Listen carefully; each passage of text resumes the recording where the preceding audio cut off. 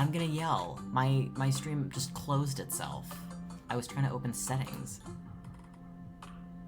What the hell is that? Oh my god. I don't even know where to find this QR code to scan.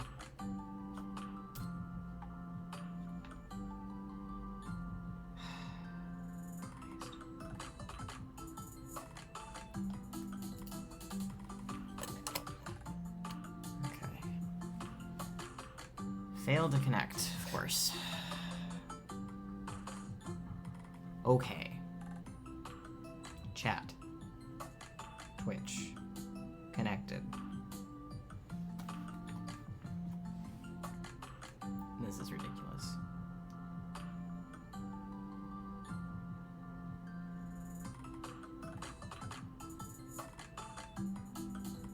Alright. If anybody's out there, please say something in the chat. Joey, I'm gonna message you.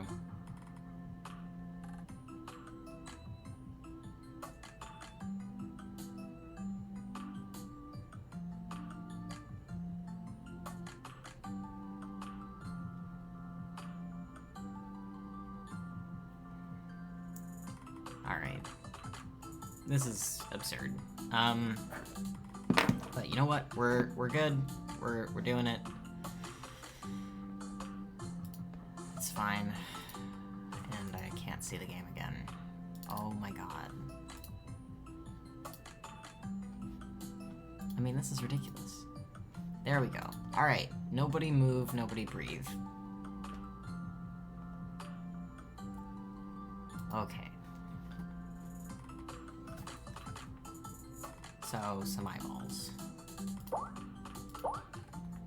Yeesh. You wanna be sleepy? Cynical? Oh my gosh, Joey, I can see your chat on my phone.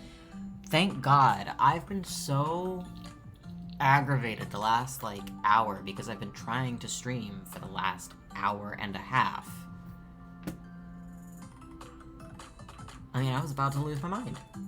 I was about to lose my mind. Joey, how are you? How are you doing?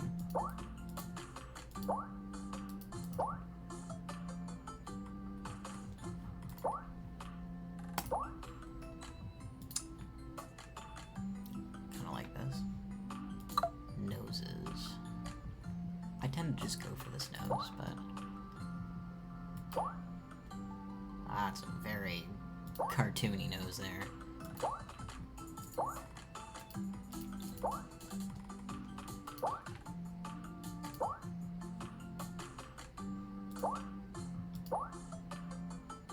I feel like this is kind of what my nose looks like. Good, it's my day off. True? So, well, I mean, what is up with you guys now? Because you're back in the States for a little bit, right? Or do I have that wrong? Because I know Amy said that her cousin is visiting right now.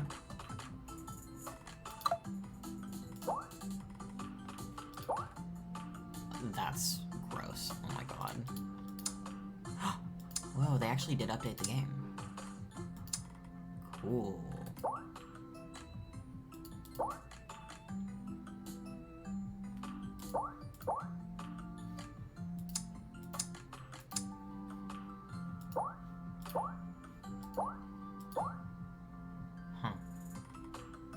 Amy's applying to grad school. It's true. Do you get a discount?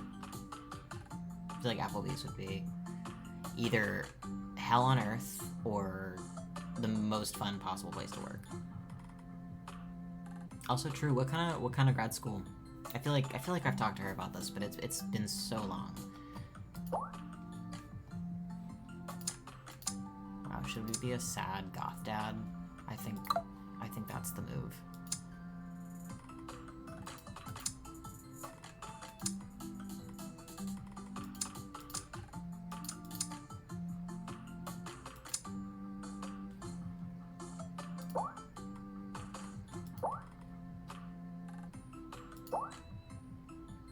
This is like actually how I feel all the time.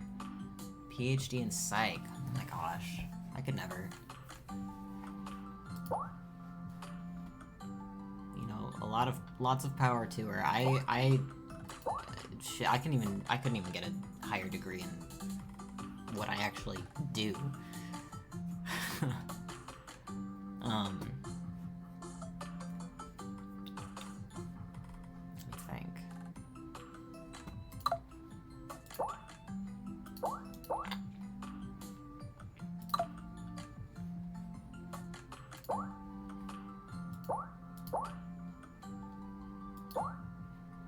Jeez, all these eyes look so sad.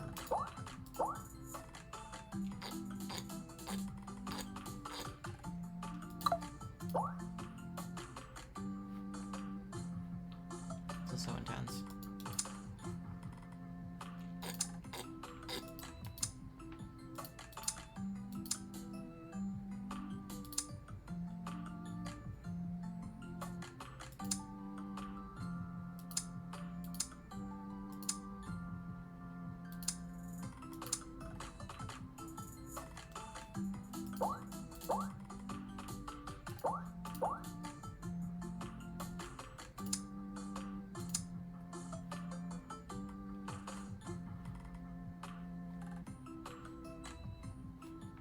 This is cute. Alright, facial hair.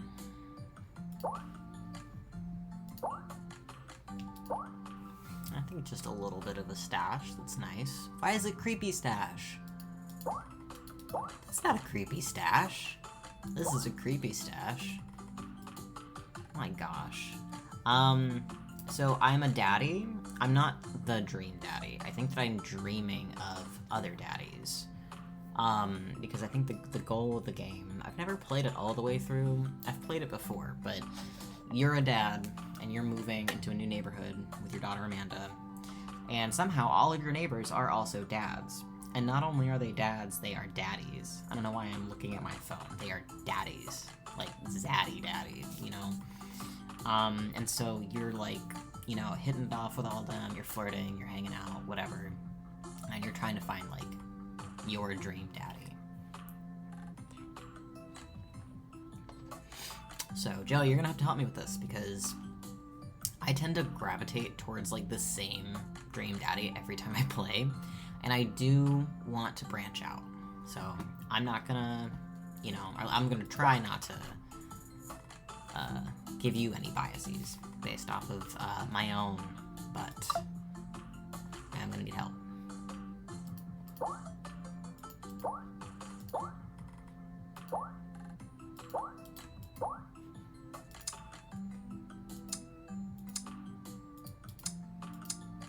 Cute, but could do round. I just don't want them to cover up the eyebrows too much. The eyebrows are great. No zombies today, just because I wanted to test out the desktop setup with the camera a little bit, because I don't have a camera setup figured out for my PlayStation yet. Because clearly I am not that great with tech. So I need to, I think, FaceTime with my friend, Kat, who is a streamer. We used to stream together all the time. But she's much better with this tech stuff than I am, so. Do. This is cute, right? It works. Ooh.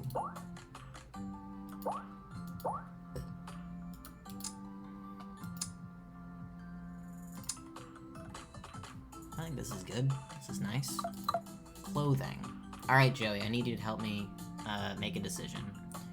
Look at the gaming range. So this is gonna be our outfit for the game. So we gotta pick a good one.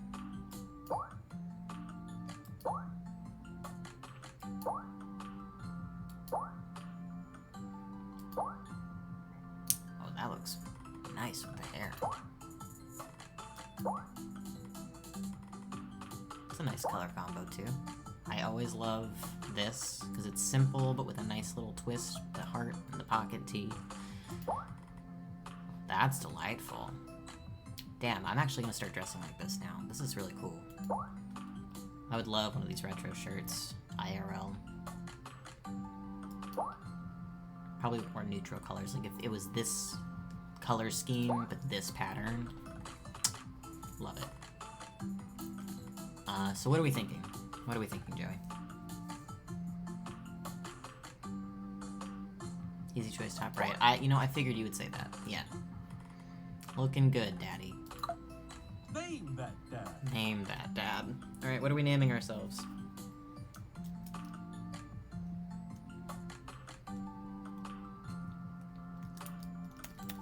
Charlie?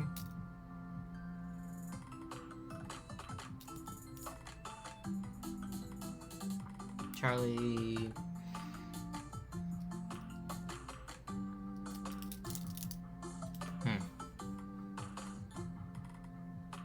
Xander Xylophone? You know what? You're right.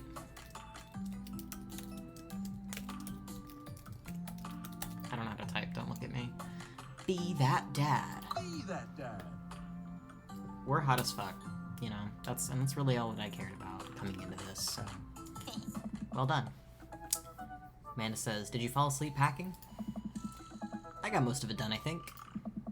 Searching around the room, it looks like I did a pretty good job. Every box is sealed except for one. Wait, straggler. What's in it? Double X limbs. Looking into the box, I see a bunch of old photos and little photo albums. Yeah. Whoa, I haven't seen these in years. I pull out one of the dusty albums from the top of the pile and we begin looking through it. That's the coolest baby I've ever seen. True. The only way your father and I, or the only way your mother and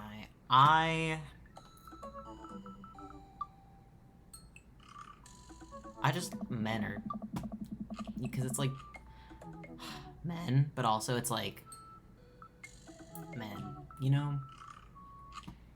The only way your father and I could get you to stop crying was to put the sunglasses on you. True. Whenever we tried to take them off, you'd start crying again. You spent the first 2 years of your life with sunglasses on. Nice. Halloween when you were maybe 4? That is a sick costume. I dressed like this all the time. Like, I actually have a photo somewhere. Man, am I right? Truly. I have a photo somewhere of me with my friend, and we were, I mean, maybe 3, maybe 4. And she was just dressed as a princess, you know, it was very classic look. But I was dressed as a basketball princess, and my gown was actually just an incredibly long, adult-sized basketball jersey. I had heels, and I had, like, one of those weird, like, it wasn't like a feather boa, but it was like a boa, if that makes sense, and I had, like, a tiara or something, but I was also just, like, a complete wreck, and so it was just the perfect little non-binary foreshadowing as a kid. Oh my god, that dragon costume. You couldn't decide between being a princess or a dragon, so you went with both. Princess Dragon. Me. That's kind of fire. It really was. Why do I remember crying in that dragon costume? You saw yourself in the mirror and realized you were afraid of dragons. Seeing yourself inside the dragon's mouth was a realization of your greatest fear, I think. Right. Yep, definitely repressed that memory.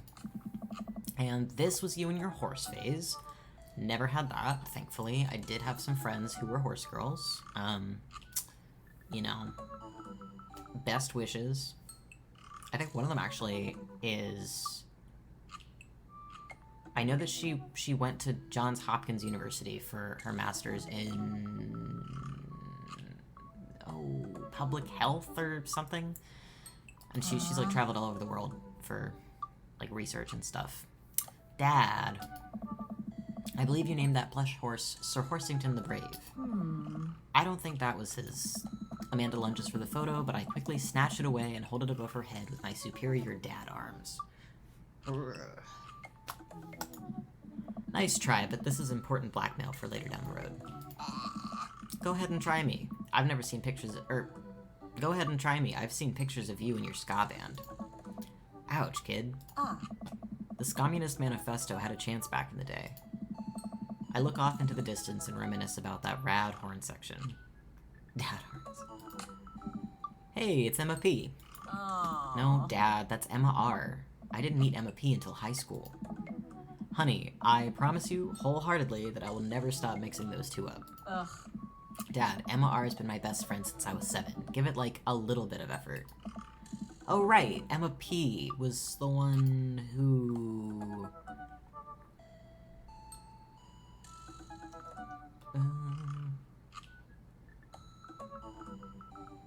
fired a flaming tennis ball at the police station? I hope. Lighter fluid, tennis ball, tennis racket, right? Dad, that was you. That was me? Honey, I don't remember doing that. Oh, right. I was a wild child. Oh, God. I was 6 when you did it.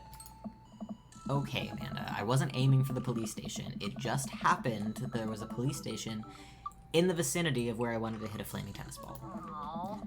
Yeah, I remember you explaining that to the police. They didn't believe me either. Eh? Anyway, I gotta show this to Emma R. Later. She'll get a kick out of it. Fuck 12 LMAO. First photography award you ever won. That's pretty. Yeah, and it got us a $20 gift card to McFriday's. And then you got food poisoning from the cheesy tostada blasts. I think you mean food poisoning. You know, with a Z. Ugh. Dad. Still can't drive past McFriday's without gagging. Huh. Still proud of you, though. Amanda reaches deep down into the box and pulls out one last photo. And here is where I always forget. No, personal issues. Aww. Neither of us say a word. We stare at the photo for a long moment. I finally decide to break the silence. This was the day you were born. This was the day we adopted you. This was... it's kind of a funny story. We got into a car accident right there in the hospital parking lot. It wasn't anything big, just a fender bender, but of course I was freaking out. And the little old lady who crashed into us was freaking out, and I didn't know what to do. But your father, oh man. He holds my hand and looks me directly in the eyes, the calmest I've ever seen him, and he says, "It's okay. It's all gonna be okay." He was right, you know. I stare at the picture for longer, maybe too long. I miss him. I can't even imagine what it must be like for Amanda. No, you can't. Huh. She pats me on the back. Huh. Come on, Pops, we gotta finish packing. The moving van won't wait forever. You're right. Xander's xylophone and Amanda's xylophone. Amanda and I pile into the car and take one last look at the old house. So many memories here. Hard to believe your father and I bought this place almost 20 years ago.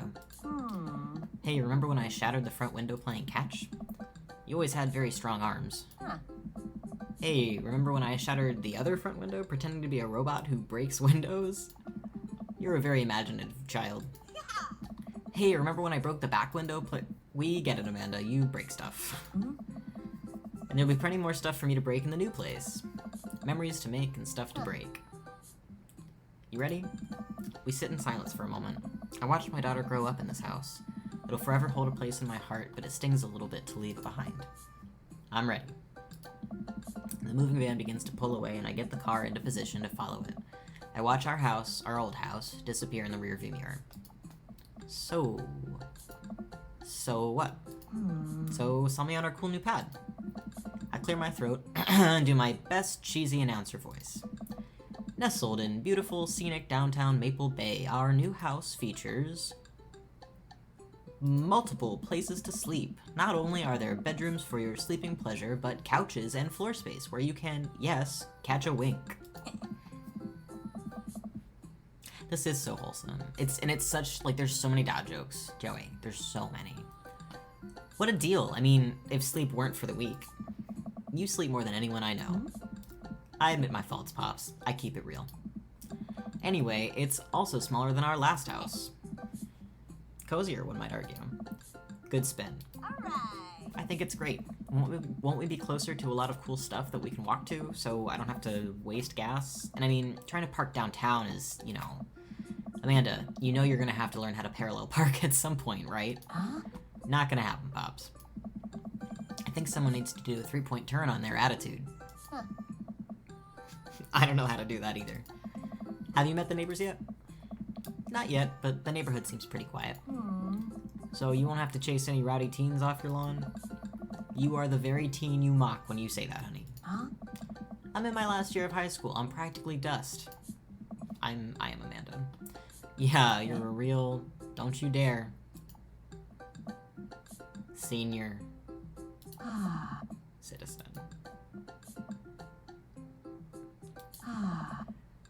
I'm just gonna ignore that. But I won't forget it.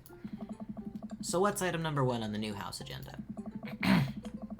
Well, first we'll need to forge a path through the solid wall of boxes that's blocking the living room. Still have to install the washer and dryer. We need to go grocery shopping. Pops, cool your jets. You have to promise me that we're gonna take a break and explore the neighborhood. Okay, you're right. We'll get some work done and then check the area out.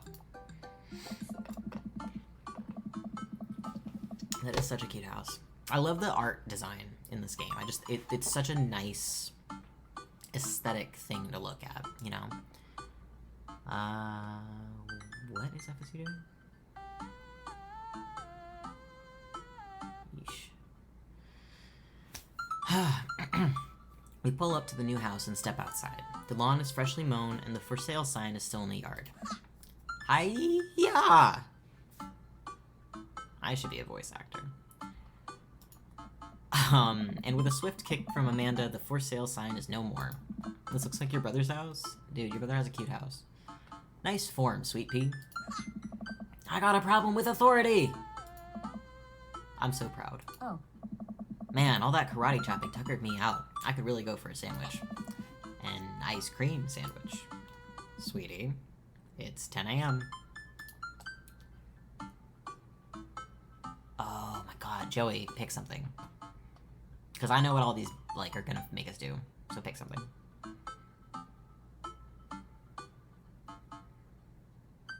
Bum, bum, bum. Bum, ba-dum.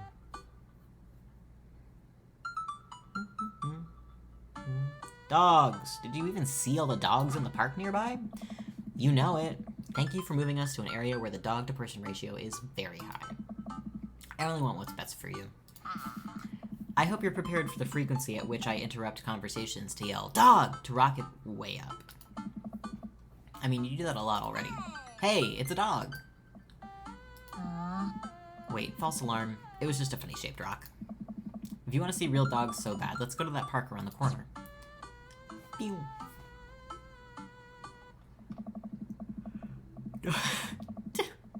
Amanda and I begin a stroll through the neighborhood. I can't believe how beautiful it is outside.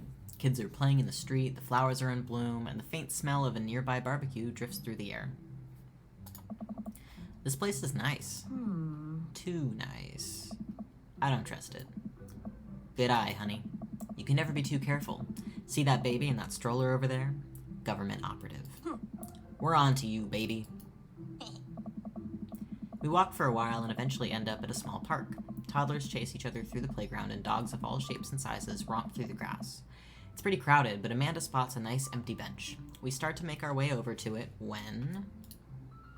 Just checking stream quality. Make our way over to it when... Heads up! Bonk.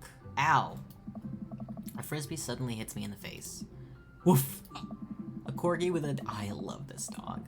A corgi with a neat plaid handkerchief tied around its neck bounds up to me, wagging its tail. I'm gonna talk to it like it's a human. Did you throw this thing at my face? Bark! He runs around in a circle and nudges my leg with his nose. Oh god, this is the cutest dog. Impart upon me your wisdom, tiny dog. Woof woof! How long? How long do I have left? Grrr. What's that? I'm already too late? My fate was predetermined for me long ago? I have no real agency in this cruel lifetime? Ruff ruff! Dog. You're right. I am the master of my own domain, for fate is unknowable.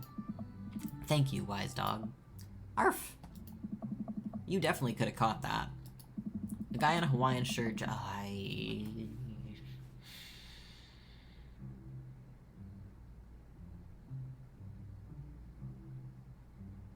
I'm in love with him. You know, it's just so many things in my life have changed, and so many things have happened since the last time I played this game. Look at his little chest here. Oh. Okay, I'm focused. A guy in a Hawaiian shirt jogs over to us and takes the frisbee from me. You know, frisbees are traditionally caught with your hands, not your face. That's... I'll get you with my teeth next time. You caught me off guard on this round. Not again. Not ever again. Oh no, I forgot about the animations. Okay, so we flirted with Brian. I'm just messing with you. I'm Brian, by the way. I'm Xander, and this is my daughter, Amanda. I look over at Amanda only to find her sitting on the ground, rubbing the dog's tummy. Hi. Your dog's cool. Old Maxwell sure loves the attention. It's great to see another It's great to see another father and daughter out here on such a sunny day. Where's yours? Brian gestures over to a grassy knoll where a young girl sits on a checkered blanket. She's reading a book bigger than her head. She puts it down and heads over to us.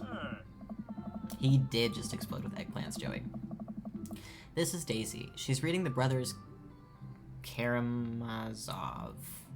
I don't know which part to put emphasis on. Karamazov? Brothers Karamazov. I don't know. Her teacher tells me that she has the reading comprehension skills of a high schooler. Well, I have the reading comprehension skills of a toddler, so. And in addition to that, I have an English degree. How old is she? 10. She's a precocious little youngster. I just want to make him sound like Santa. What? Whoa. My natural dad instinct kicks in. I must brag about my child's accomplishments. Oh no. It's happening. It's pronounced good. Thank you, Joey. Brian, go on, Daisy. Tell him about yourself. Daisy, That's my girl. Amanda, get in there. Okay. Alright. As far as I know, there is no way for us to win this. Brag. Amanda here just recently won a local photography award. Wow, congratulations. Brian loses 10 HP. Daisy actually just won a statewide poetry contest. You lose 15 HP, of course. Okay. Down by 5. Last week, unprompted, Amanda helped an old woman with her grocery bags. It's extra powerful. Brian loses 20 HP. Daisy just started a weekly chess club at her elementary school computer lab. She's the president, too, of course. Dang. My high school doesn't have a chess club, or a computer lab. You lose 10 HP. Well, that's not fair. I'm sorry that you can afford to send your daughter to private school, but maybe I can't. Alright, got him on the ropes. I think this is daughter, item, and flee. Let's try bragging again. Amanda's in all honors classes this semester. Brian loses 10 HP. Oh, really? I'm actually talking to Daisy's teachers about having her skip a grade. Even Amanda kind of bristles at that one. You lose 20 HP? Are you kidding? Fuck this guy. Alright, I feel like we've bragged too much. Item?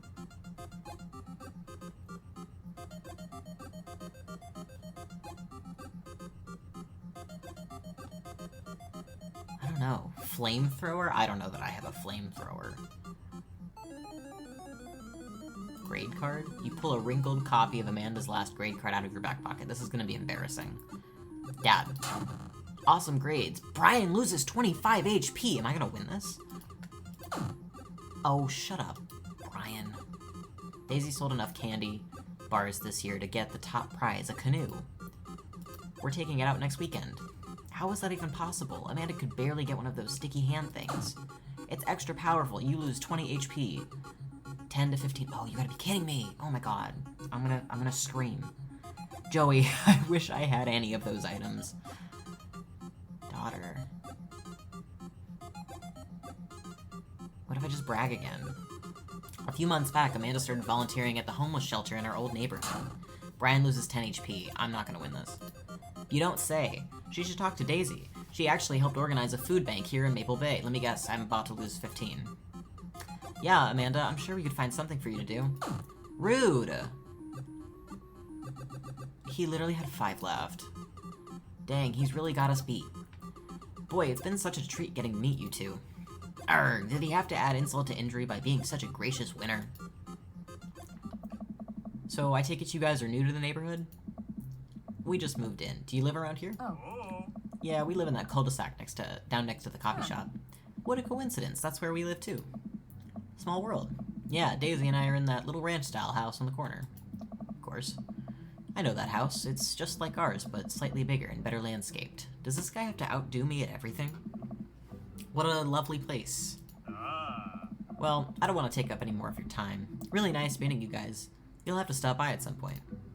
Yeah, definitely. Bye. Sorry. Brian and Daisy walk further into the park with Maxwell. Maxwell? Am I German? A little bit. With Maxwell happily trotting along in tow. Why can't we have a dog? Do you get the feeling that he was trying to one-up us? Trying and succeeding. I can't believe that kid's only 10. What was I even doing at her age? I believe you had a bit of a thing for horses. Shame that didn't pan out. Could have majored in comparative horse studies. Not too late to minor in horse creative writing. Heh. Too close to the truth, Dad. Let us never again speak of the fantastic adventures of Sir Horsington the Brave, an epic in 7 parts by Amanda Xylophone. We laugh off the horse epic and walk around the park a bit more, enjoying the day. Alright, Joey, what do you think?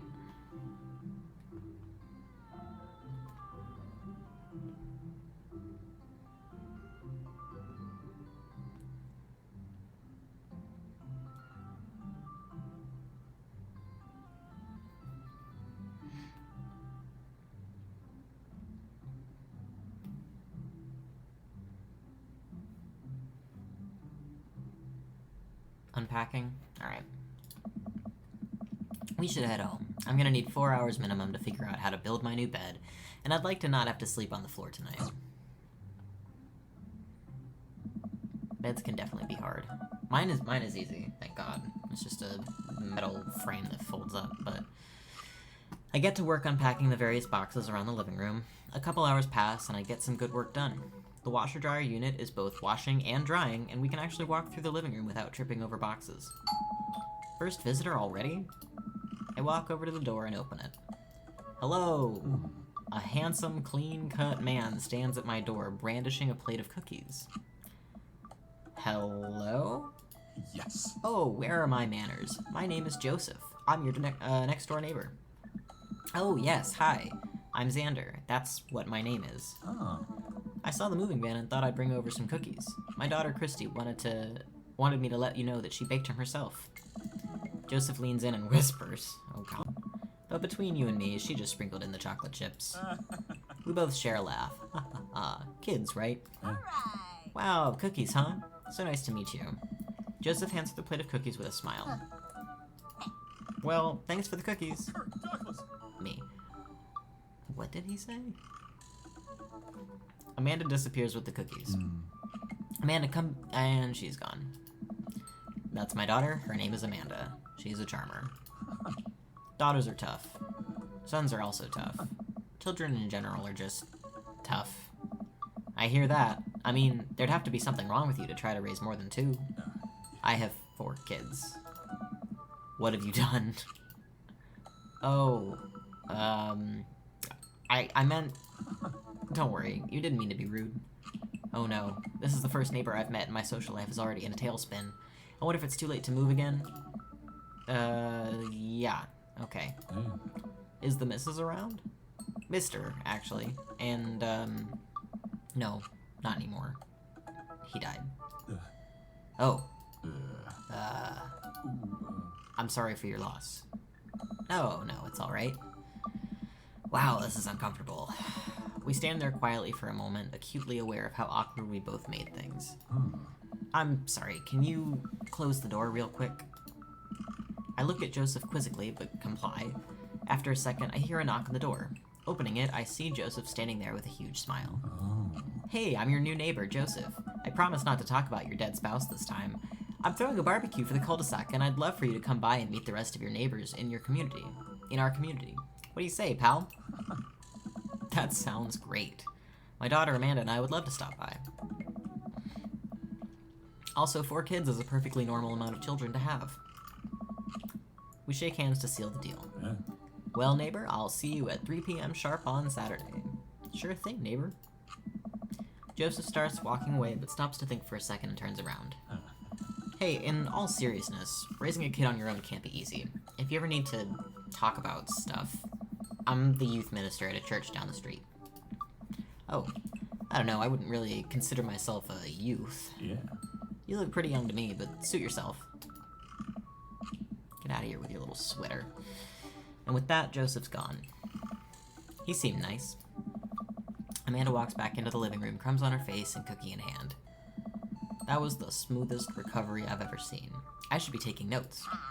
See, you're already fitting in great. Where'd those cookies go? They're gone. I'm sorry. If it makes you feel any better, they weren't very good. Rude. So you ate all of them anyway? I guess that makes it break time. Any ideas? Do we want to talk to Joseph again? Or alright, fuck Joseph? Okay, do you mean fuck Joseph or fuck Joseph?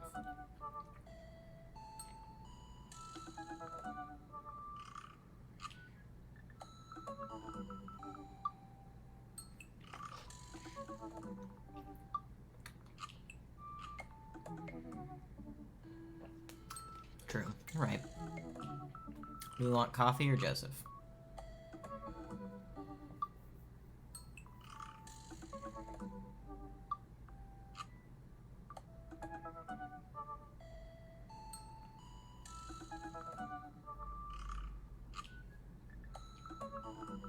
Hit it and quit it. You're right.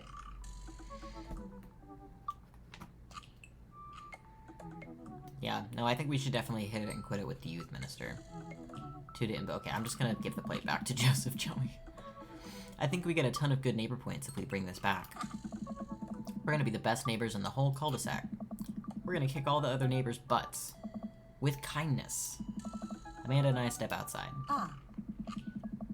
Shoot, I'm actually not sure which house is his. I'd hazard a guess it's the big one with all of the well-groomed blonde children sitting in the yard. Good eye, kid. And remember, we need to make a positive first impression here. Keep it light. We walk up to the kids and wave.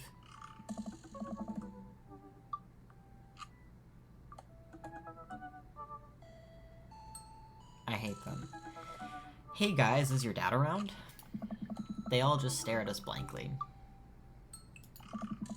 We just wanted to, return this nice plate, and thank you for the cookies. Jeez, these definitely are Joseph's kids. They all look exactly like him. It's exactly The Shining. Whoa. They were really good. I mean, I heard they were good. I didn't get to eat any.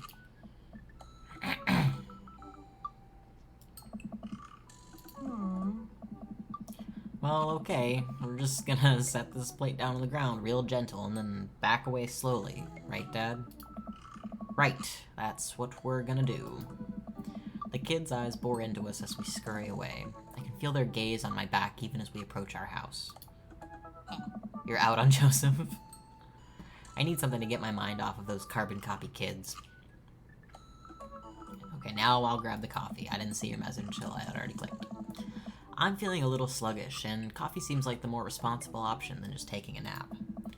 I'm proud of you. We walk down the street to the Coffee Spoon, a cute little place on the corner. Yeah. Man, this is in such convenient walking distance from our place. I mean, I guess. What's wrong? Why would I go somewhere else and drink coffee on a couch when I could just drink better coffee at home on my own couch and not have to make awkward eye contact with other people? At least when I'm home, some random guy isn't gonna come up and sit on the recliner next to me, and I won't feel, like, a little weird about it, because technically he's not sitting at my table, but he is very much within my personal zone. Dad. And what's the etiquette when you have a dirty mug? Is there a bin? Do you go set it up on the counter because you don't know where else to put it? I literally work at a coffee shop, and I don't understand why people don't see the bins, because they're huge, and they're dirty, and they're gross, and they're literally right there. There's a sign, and people just come up to the bar, and like, they've forgotten how to like speak too, and they'll like hold their cups and their plates out to me and be like, they'll just, like, set it down in the bar in front of me when there's clearly a bin right next to me.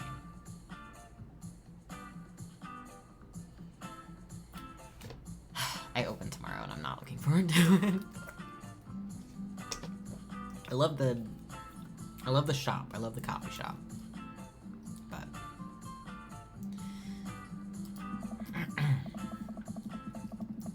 or do you leave it there and feel your face flush hot with shame as you consider the possibility that there is in fact a bin somewhere just out of sight and now you're just that jerk who left their mug? You weren't that jerk who just left their mug. Dad, are you just afraid to meet new people? Yes, Amanda. We walk inside. Talk to people is the motto. I really wish people would just ask questions. The inside of the coffee shop is incredibly warm and inviting. Vinyl records line the walls and patrons lounge around on well-worn-in couches. Some cool tunes spin on a record player next to a little stage. That's cute. I wish we had a little stage. Oh. Welcome to the Coffee Spoon, guys. How's it going? I love his tattoos. Ah, he's so cute. Look at his little smile. What's with the name? Hey. Oh, it's kind of dumb. Fuck Matt. Oh my god. Hey. It gets mentioned in this poem I like, and I thought it was a good idea at the time, and I suppose now it's still a good idea because, like, the business is still running. But people ask me that question all the time, and I give them the same answer every time. And now I'm standing here rambling, and I'm sure we're all getting more and more uncomfortable the more I keep talking, but man, we're in it now, and I can't stop. Hey.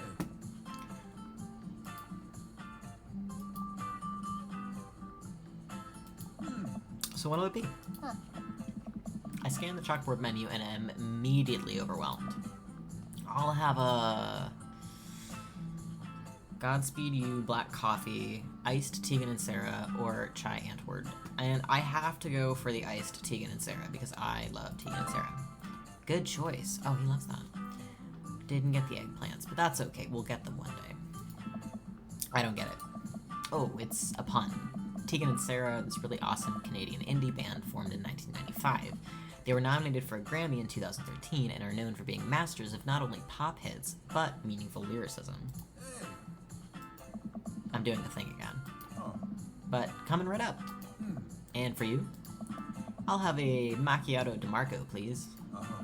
Coming right up. Do you want that in small, medium, or Biggie Smalls? Medium. Wait, is Biggie Smalls big or small? I should change that, shouldn't I? Matt sets to making our drinks, and Amanda and I take a seat on one of the couches. Hearts, how boring. What's his deal? Let the man make his puns. They're cooler bands than you listen to anyway. Hey. Ska was cool once. This couch is actually pretty comfy. Maybe not comfier than our couch, but it's alright. Good lumbar support. You sink right into it. Can't relate. I'm sitting on 3 pillows on this stupid armchair because I don't have a real desk chair and it's too short for me to stream. Okay, it's comfier than our couch. Amanda nudges me.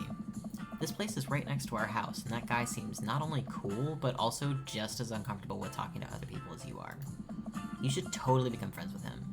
See, Matt is like a perfect representation of how I am at my job. Like, this is me. This is actually our espresso machine. I don't know. Come on, what do we say about meeting new people? I can't meet new people if I always stay inside and also don't go outside and I also don't go talk to people. See, we're making progress. Matt sets our drinks down at our table and I have a sip. The iced Teagle and Vera is delicious. Hi, we're new in the neighborhood. I'm Amanda and this is my dad, Xander. Oh, right on. Pleased to meet you both. Hey. You ought to come by when my daughter's hanging around the shop. You two might get along. Yeah, I'm sure we'll maybe come in from time to time. Amanda kicks my leg from under the table. I'm sure we'll be in here a lot. You know what? Let me get your guys' opinion on something. Matt goes into the back and comes out with a fresh plate of something that smells amazing. I'm working on a new banana bread recipe and I need help coming up with a name for it. Well, I think we're gonna have to taste test it first so we can get the full flavor profile of, you know, and really appreciate the flavor sensations of Amanda nods vigorously. She knows this game. Yeah, we need to give that Nana bread a taste if you want us doing free creative labor. I think that would be commensurate with, I've taught her well. We have trained for this day. I was just gonna give you guys free banana bread anyway. Right. Yes, that. Matt serves us each a piece. Amanda and I happily chow down. Yes. This is amazing. Hey. Thanks. The secret ingredient is bananas. So, any ideas? I'm stumped. Well, I think I might only be able to give you dad band puns, but I'll give it a shot. Banana bread Kennedys, grateful banana bread, or rate said banana bread.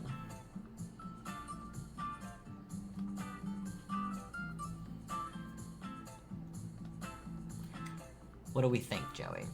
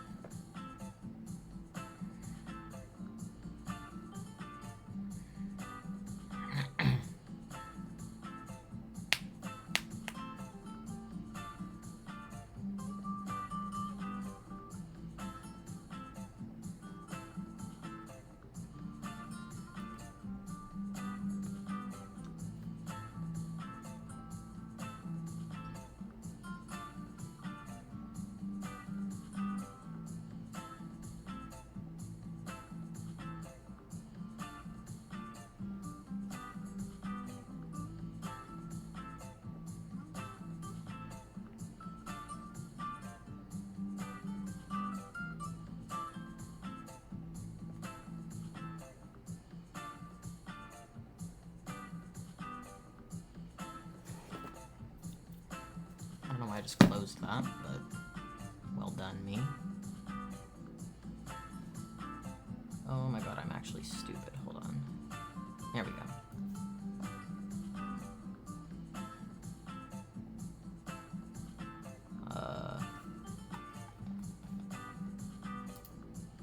Grateful bread. You're right. Sorry, I didn't see your message. Grateful banana bread. Okay, Matt doesn't like that. Like the jam rock band fronted by Jerry Garcia? Huh? That actually has a nice ring to it. Does it, you fucking liar? I just saw your stupid little black aura. It came all out like coal.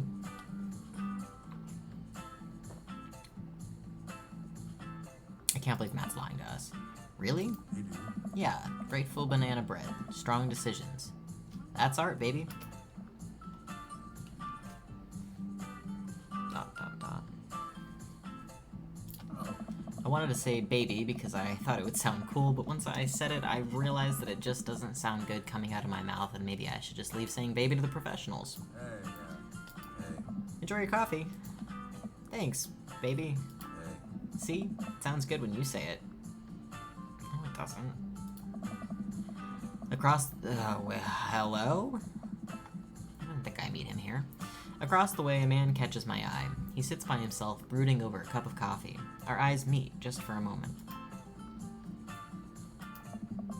I hastily look away, hoping he didn't catch me staring. Who is that?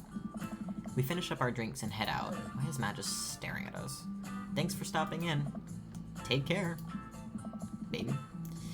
Okay, now that we're full of caffeine, where to? I apparently need a nap. Why can't I see Amanda, but I can still see Matt? We just had coffee. Have you ever known me to play by the rules? Your father is a rebel, sweetie. Now all aboard the train to Sleepy Time Junction. As we're walking home, I hear heavy footsteps come up behind us. Xander, bro! Hey. Hey! I turn around and am greeted by a familiar face jogging up to us. Craig? Oh. Bro. Bro. Oh. Holy wow. I haven't seen Craig in forever. I'm obsessed with this baby.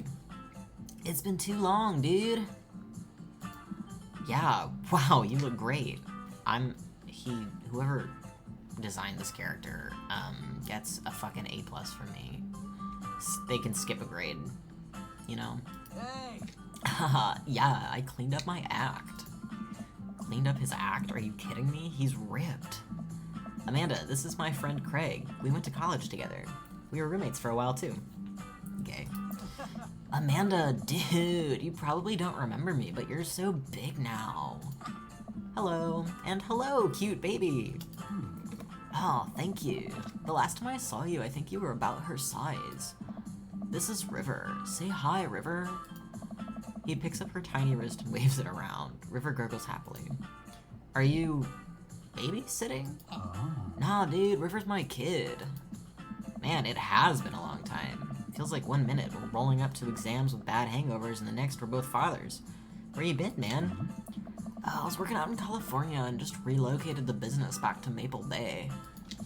No kidding. Amanda and I just moved to this side of town. How's Smashley doing? Oh, man. I mean, Ashley. Ashley is her name. Oh. She's actually still goes by Smashley, and we got divorced last year. Oh, dude, I'm so sorry. It's old news. We take turns taking care of River and the twins. It's all copacetic. I don't know what voice I'm doing for him. Twins, you have 3 kids? Ain't life something, bro? Right? It's fading away. I'm done with it. Keg Stand Craig is a father of 3. Keg Stand Craig? Oh, yeah, it was my old college nickname. He got it because he did a lot of keg stands. It's that thing where you do a handstand on a keg and then drink from the keg. Right. He was very good at it. Bro, I hate to be that guy, but I'm in the middle of my daily jog, and I really gotta keep up my heart rate. Brought River along for, resistance training. You jog daily? I jog yearly. Relatable. On January 1st, when I promised myself that I'm gonna jog daily for the rest of the year and then give up after 30 minutes and just walk home. Well, it's never too late to get back into it, dude. You should join me sometime. Haha, I don't know. Come on, it'd be fun. We could grab breakfast afterwards, catch up. We could do a bro brunch like the good old days. Alright, sure.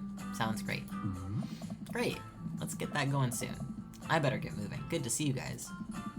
Craig gives a little wave, puts his earbuds back in, and jogs off. I can't believe Craig is ripped and has kids. I'm reeling. Why's that? The Craig I knew is not fit to be responsible for any living thing, including and especially himself. One time I watched him drink an entire jar of marinara sauce for dinner. Amanda. He opened up a new jar of marinara sauce, and then he drank it like it was a thing that normal people do. It was unholy. And then I asked him what the hell he was doing, and he said, and I quote, "It's basically a smoothie, bro." I mean, technically he's not wrong. He jogs. He was jogging. He's like a totally different person. Anyway, we better get home. I'll have plenty of time to reflect on how old I feel later. Phew.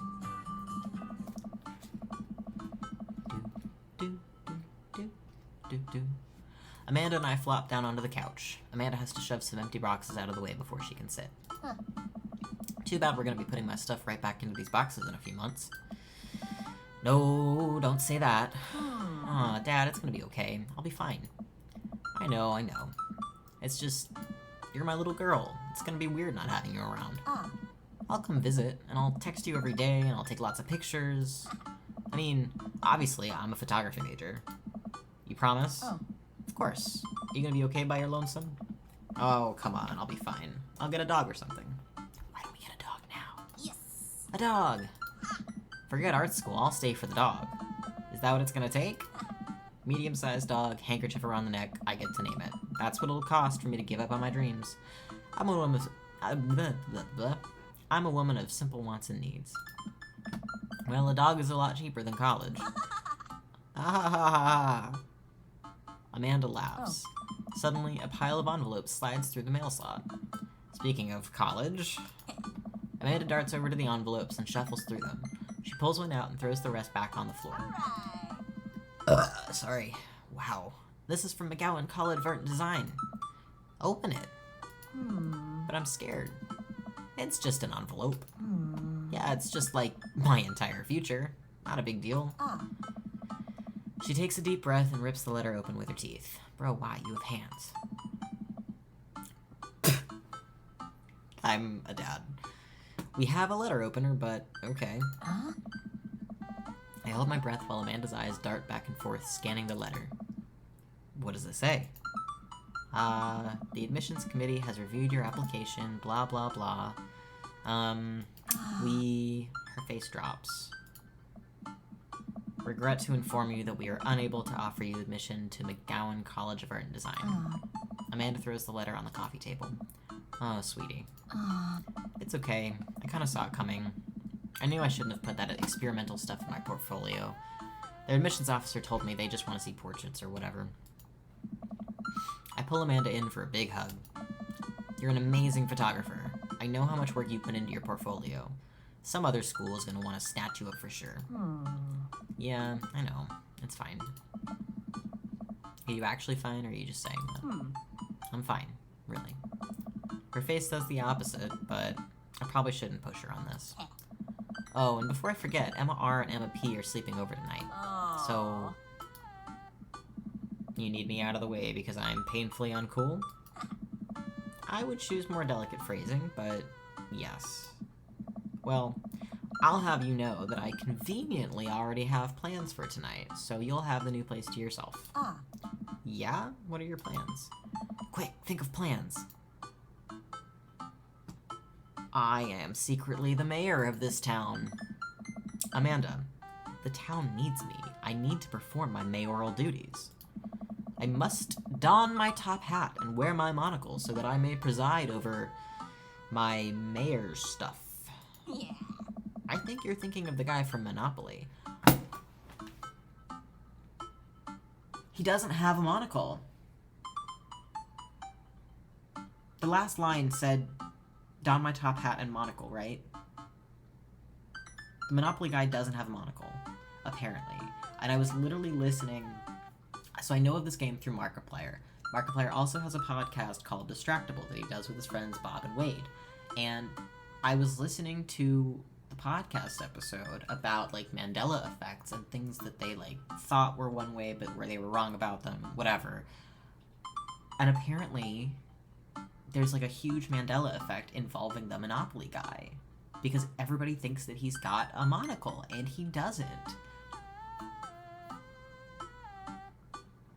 Even fucking Dream Daddy thinks that he has a monocle. This is I think the Game Grumps made this or something. I don't remember, but that's ridiculous. He was a mayor, right? He was not. Right. I'm just kidding. I'm actually gonna go out and watch the game? Nice. Which game? No, the game. The one that's on tonight. The game. On TV at somewhere other than here. Okay, cool. While you do that, I'm gonna do drugs and commit some light arson with the Emmas. I'm concerned you're hanging with the wrong crowd. Amanda shrugs. I would have expected you guys to be up to white-collar crime by this point. Maybe maybe money laundering at the least. I'm a street rat, Pops. You're kidding about doing drugs and crime, right? Yes, Dad. Just making sure. You give her a pat on the head. Have fun with your sports. Are you being sarcastic? No, making fun of sports is played out. Alright then. I do some light cleaning around the house and decide to clear out right before Amanda's friends arrive. Before I leave, Amanda stops me. Hey, don't forget that you have that meeting with my English teacher tomorrow. Oh right, Mr. Vega. Yep, totally remembered. I'll be there. Vroom. Vroom. Joe, you still around? We got a decision to make coming up. Wow, I guess I really didn't think this plan through. I'm not entirely sure where the closest bar is, and Amanda still hasn't shown me how to use the GPS on my phone. So I'm just gonna pick a direction and walk in it. Let's go this way. Cool. Okay, we're marching. We are marching in the direction of the game. Any game, really. In the distance. Could it be Jim and Kim's? Big burned out neon sign hangs above a tiny dive bar. Jim and Kim's, huh? Alright, it'll do. bar is small and dimly lit. I love this. Just this little teeny tiny detail of duct tape holding a chair together. The bar is small and dimly lit. The crack of pool balls sounds in the back as patrons laugh and joke. A string of multicolored Christmas lights hover above the bartender. I can't tell if he's Jim or Kim. I pull up a seat at the bar. What'll it be? 1 beer, please. Sure thing, boss. The bartender slides me an ice-cold beer. I take a sip and enjoy the refreshing taste. Say, are you Jim or Kim? I'm Neil. Oh. I awkwardly turn my attention to the game, which is playing on one of the TVs on the wall. As luck would have it, my team of preference is not only playing, but is currently in the lead, which is always a good thing. The brightly colored mascot, which is some kind of animal, does cartwheels. I silently cheer on my favored team, hoping that I don't get into any confrontational arguments with a fan of the opposing team. Several people in this bar are wearing the distinctive colors of the team I dislike, although I believe from their demeanor that, like me, the passion for their team is all in good fun. 1 second.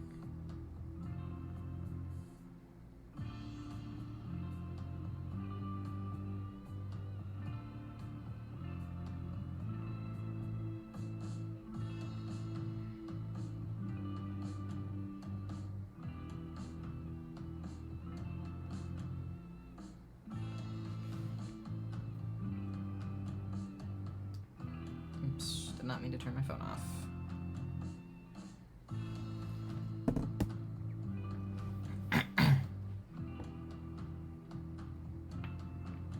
Oh, Joey, for some reason I'm not getting your messages. I am now, but... Oh shit, it's Mandela Effect, I'm here. Oh, it's the movie thing where you just order beer. Yeah. 850-555-1234. Several people in the bar are wearing the distinctive colors of the team. Oh, I already read that. Hey. A middle-aged woman, holding a nearly empty wine glass, sidles up to the bar and sits uncomfortably close to me. Hey! How are you?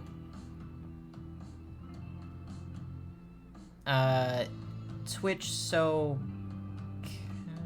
hold on.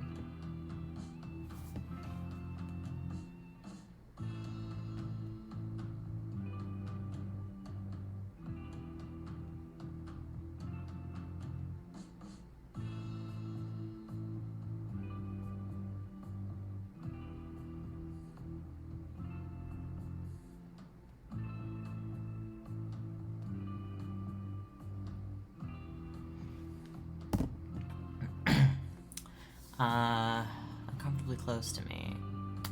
I'm doing good. I'm, you know, doing nothing really. I started learning Korean yesterday, so that's cool.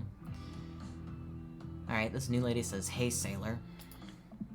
Oh, hello. Ah. Good to see fresh meat in here. I'm Mary. Come here often? Oh, no. I actually just moved to this part of town today. I'm Xander, by the way. Ah. Are you watching the game? Yeah, my preferred team is in the lead. If they keep this up, they'll win the game with ease. Hey. Oh, I love that team. And also, I love that game. I love someone who knows their way around balls. Mary, you're in the wrong game. You're in the wrong video game. This is called Dream Daddy. I'm getting the impression that she's a little drunk. Ah. Buy a gal a drink? No. Sorry. Oh, thank you for the host, cat. Maybe some other time, Mary? Suit yourself, sailor. Yeah, go away. Mary saunters off, setting her sights on the newest bar patron to enter. Joey, I have no idea. I don't like Mary. I happily watch the game over another beer. The game has gotten close in terms of points. A little too close than what I'm comfortable with. Oh, did Twitch turn off auto-host? They've, like, changed, like, a handful of little tiny things since I was, like, in it again, I think, a year ago, but... After a particularly skilled player scores a number of points for the other team, putting them in the lead, I hear an affirmative grunt from another man at the bar. Go team. It's the brooding man from the Coffee Spoon. He sits alone, sipping whiskey and watching the game as well. Oh my gosh, I know. It's so interesting seeing, like, which streamers I follow, like, make it and which don't. You know, for lack of better phrasing, but I like, can't tell, because they'll do the same exact things, the same strategies, whatever, and, like, it just seems so random, like, who gets screwed and who doesn't. I know. I'm still trying to figure out how to become an affiliate. I have the follower count, but I don't have the viewer average still. So I'm working on it. I think I'm at 2 average viewers. But, you know, I don't make a ton from my coffee shop job, and I really could use the extra anything. Enjoying the game? I am now that we're winning. Oh, we must be rooting for different teams.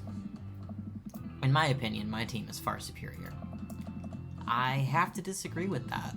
Based upon our win-loss record, I'd say that my team is superior. Well, that's where you're wrong, since, as it stands right now, my team is beating yours. The conversation ends there, and we both go back to silently rooting for our respective teams. The game is close, with both sides playing their hardest to win. But in the end, my team prevails. Quiet cheers ripple throughout the bar. Let me know whenever I'm streaming and I'll turn on. Oh, I would love that. I would really, really love that. And honestly, you too. I feel like whenever I have seen you streaming, it's so rare because I don't get notifications and I don't know why. Because I've checked and I like don't know how to fix it, but that was really fun the other day, and I wish I could have stayed longer, but I can't remember what I was doing. But I also just went out of town for like 10 days, so I'm back and I'm settling and whatever, so definitely we should start texting each other or Discord or whatever. I raise a respectful glass at the man drinking whiskey. He raises his in response. An unspoken truce is formed between us based on mutual love for the game. He motions to the bartender, who pours 2 glasses of whiskey. The man slides one over to me. The name's Robert. Thanks. I'm Xander. You must be new here. Mary already hit on you? Yeah. Robert chuckles. She's a peach. Well, you picked the best bar in town. As slimy as it is, you'll never find a better spot than Jim and Kim's. We have a schedule that we follow. Oh, true. Oh, yeah. No, definitely let me know your schedule. And if I, like, don't show and you want to message me, that's totally fine. Because I've really missed, like, engaging with Twitch streamers in general, and also with my friends on Twitch, so I would love that. Is there actually a Jim or Kim that runs this place? No, that'd be Neil. Neil waves from across the bar. Good guy, Neil. Not enough Neils in this world. I love Robert. Okay. You a whiskey fella or a beer fella? Beer, but I'll drink most things. You like shots? Shots fired. I love shots. Yeah, thank God. Robert nods to Neil, who serves up 2 shots of whiskey. He hands one to me. Here's to your health. We take the shots. The whiskey burns going down, but I try my hardest to look tough. Wait, I think this is what making friends is. Okay, Xander, this guy's out of my friend league, but I think if I play my cards right, we'll be pals in no time. Oh, I should compliment his hand tattoo. Look at that, it's right here. You can't really see it very well. I like your tattoo. What does it mean?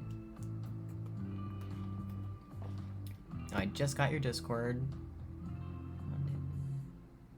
Oh, great. How long is your Thursday 4 stream? Because I have an acting class that day of the week, this week, and next week, and then after that I won't. But at literally all of those times I'm free, so that works out really well. Oh, why didn't he want me to ask about the tattoo? It's a reminder. I wait for him to elaborate, but it seems like he's done talking. Man, this guy is mysterious and cool. Way cooler than I am, at least. Robert signals to the bartender for another round. 3 hours, but often longer. Okay, great. Okay, great. My acting class is only an hour, so that'll be nice to relax afterwards. What are you doing here tonight? My daughter kicked me out of the house. Could be funny, or it could be oversharing. Trying to make friends is accurate, but also I don't want him to think that I'm engaging in platonic conversation right now.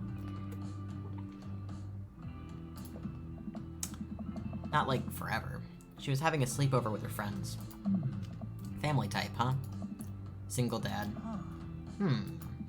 He gets up. Hey. Be right back. Gotta powder my nose. Never seen Robert this talkative. He must like you. He better. Ha, I guess so. I gotta admit that Robert has a gruff charm to him. If a guy like that thinks I'm cool, then I really must be. Robert comes back from the bathroom and grabs his leather jacket. I'm gonna go home. You heading my way? I could be. Robert and I leave the bar and find ourselves walking in the same direction. How convenient. I live in this cul-de-sac down the way.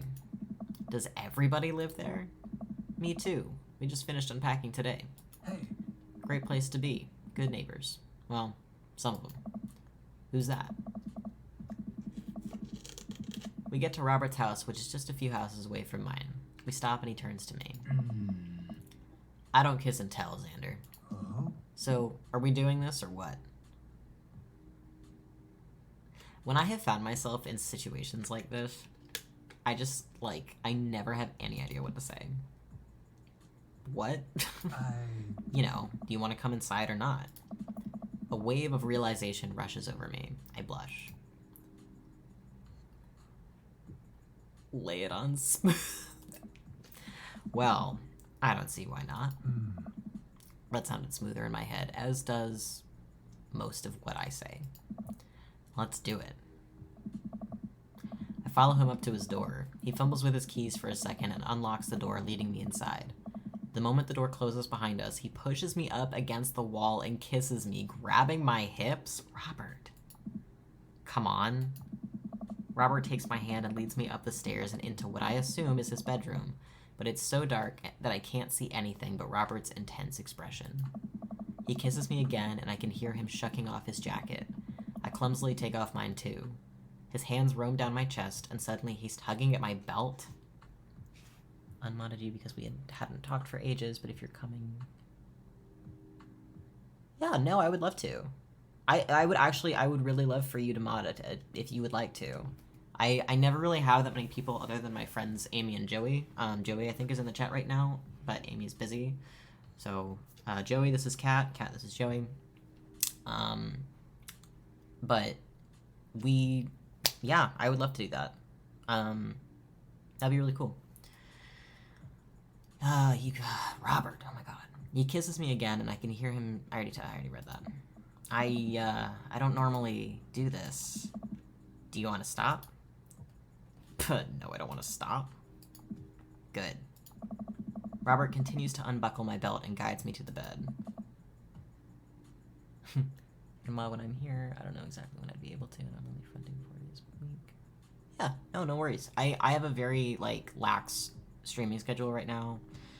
I'm trying to, stick to it better. But we'll see. So I'll let you know my official schedule probably in the next couple days, but I'm also trying to get my schedule adjusted at my actual job, so we'll see how that, works out.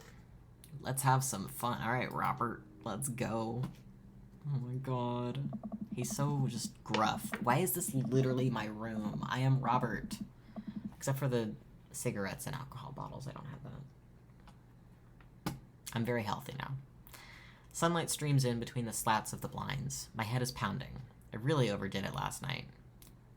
Wait a minute, this isn't my old house, or my new house. I'm gonna pop into mod view.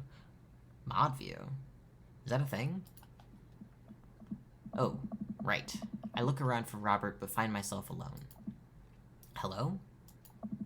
There's a clatter from the bathroom and the door opens. Robert is fully dressed and grabs his keys.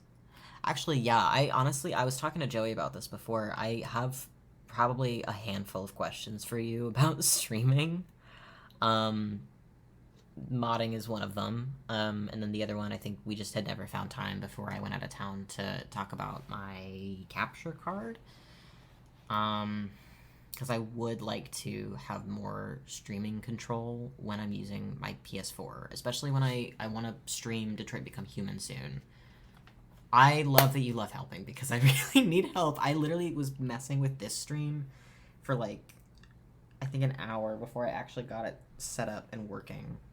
And even what I have is like, it's not good enough. I don't have a microphone. I don't have headphones right now because they won't work with my thing. I'm on a Mac right now, and it's got those stupid new plugs or whatever. But it's just it's ridiculous. So anyway, that was fun. I hope so. Yeah, it was. You should go. Rude. That's certainly not what I was expecting. Well, talk to you later. Mm-hmm. Robert cracks a smile. Sure. Your clothes are over there. I hastily get dressed and show myself out. The sun is unbearably bright. I need to lie down. I start to make my way back home when I suddenly remember. Also know that as you grow, unfortunately, hate raids are a thing. True. No, yeah, I would really appreciate help with that. I kind of assumed that was like a thing that happens on Twitch, but I've been lucky so far that I haven't. I don't think I've been raided by anybody but you. So, Amanda. Oh, my parent-teacher meeting. That's today. I rush back home and throw the door open. Something smells delicious. Amanda? Aw. Amanda runs out of the kitchen and looks slightly disappointed. Aw, man. I was kind of hoping you had gotten kidnapped and I was going to have to come rescue you. No, I made a friend at the bar last night and ended up sleeping over at his place. Fortunately, I'm not a hateful bigot, lol. Fortunately. You know, it's really lucky that neither of us turned out to be hateful bigots. I know that we really totally could have. You know, big chance. Huge probability. Where are the Emmas? They left a little while ago. Really get along with the folks who are in my community now. I'm so excited. I feel like whenever I've tried to pop in, I haven't really had a chance to like meet other people. And then the last time I know that it just happened to be like me and Jesse, and I think, oh, I don't know, was it Mira? Was that a name of a person? My brain is like broken this week. Traveling took so much out of me, and then as soon as I got back, I've been helping a friend out with a crisis on and off that all my mental capacity. Oh, you guys have fun? Yeah, watched some movies, ate snacks, stole a car, you know, usual sleepover stuff. You teens and your larceny. So, this breakfast that's cooking, what's that all about? Well, there's hash browns and eggs and bacon. Can I... Ugh. Yes, you can have some breakfast. Bless you, sweet child. My head throbs. Ugh, I gotta do something about this hangover. Amanda, your loving father might have overdone it last night. Ooh, somebody's hungover. Father of the year. You wouldn't happen to have any aspirin or... I've got just the thing. Hang on. Amanda runs to the fridge and pulls out a jar of pickles. Amanda, what? Yes. Drink this. The pickle juice? Whoa. Yep, it's what I used once. I would assume someone would use. I would also assume that it works pretty well. Although I've never tried it before and won't try it, obviously.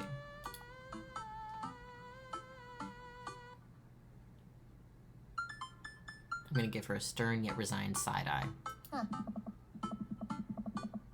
I eye her suspiciously. I eye the jar of pickles even more suspiciously. This is actually a pretty good trick for hangovers in case anybody needs it. This better work. I down a sip of the tart juice. No, more than that. Way more than that. Hey. I mean, I assume. Watch it, you. I drink more pickle juice and help myself to the delicious breakfast that Amanda has graciously allowed me to partake in. After inhaling some hash browns and dunking several pieces of bacon into runny egg yolk, I'm starting to feel a little better. Amanda grabs her backpack and keys. My phone's gonna die in a second.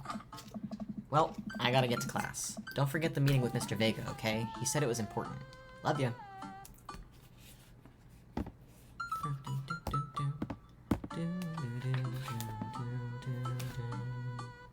There we go. Love ya. I'll be there. Knock 'em dead, kiddo. Always do. We do our secret handshake and she's off. I get a little work done at home before I glance at my watch and see that it's almost time for the meeting. I hop in the shower, change clothes, and head on my way, still a little hungover.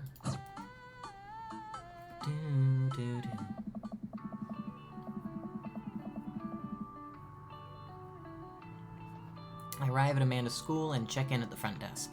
They give me a bright orange visitor sticker and send me on my way. I'm barely awake and feeling pretty haggard, but hopefully nobody will notice. I check my watch and am relieved to see that I'm only 2 minutes late. Wait, was it room 103 or 108? I spot a youth standing at his locker and approach him for help. Excuse me, do you know where Mr. Vega's classroom is? The youth turns around and looks me up and down with heavily lined eyes. Why is this me? Sigh. Come on, kid, I'm late for a meeting. Mr. Who? Mr. Vega? I don't know, have you tried the exit? Okay, wise guy, are you gonna help me or not? Sigh. Fine. Up those stairs and to the left. Can't miss him. Lizzie! This is so exciting. I have like so many friends in the chat right now. I literally do have that haircut, kind of. I head up the stairs and walk around, unable to find Mr. Vega's class anywhere. After a couple minutes of searching, I head back downstairs. That punk youth set me on a wild goose chase.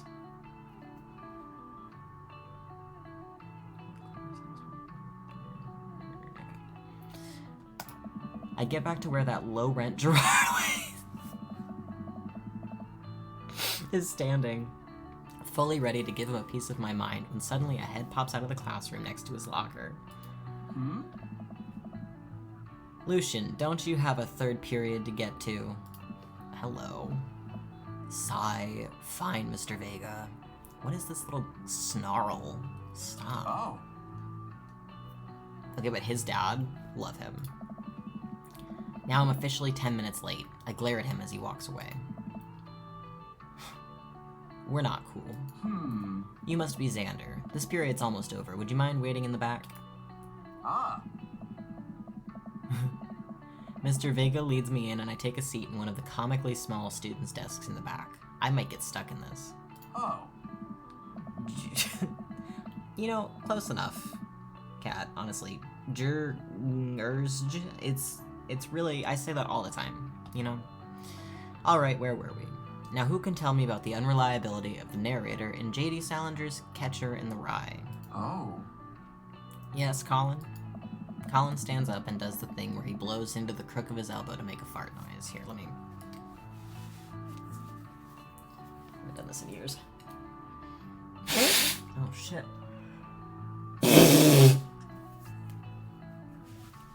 The way that I literally just dislocated my shoulder doing that.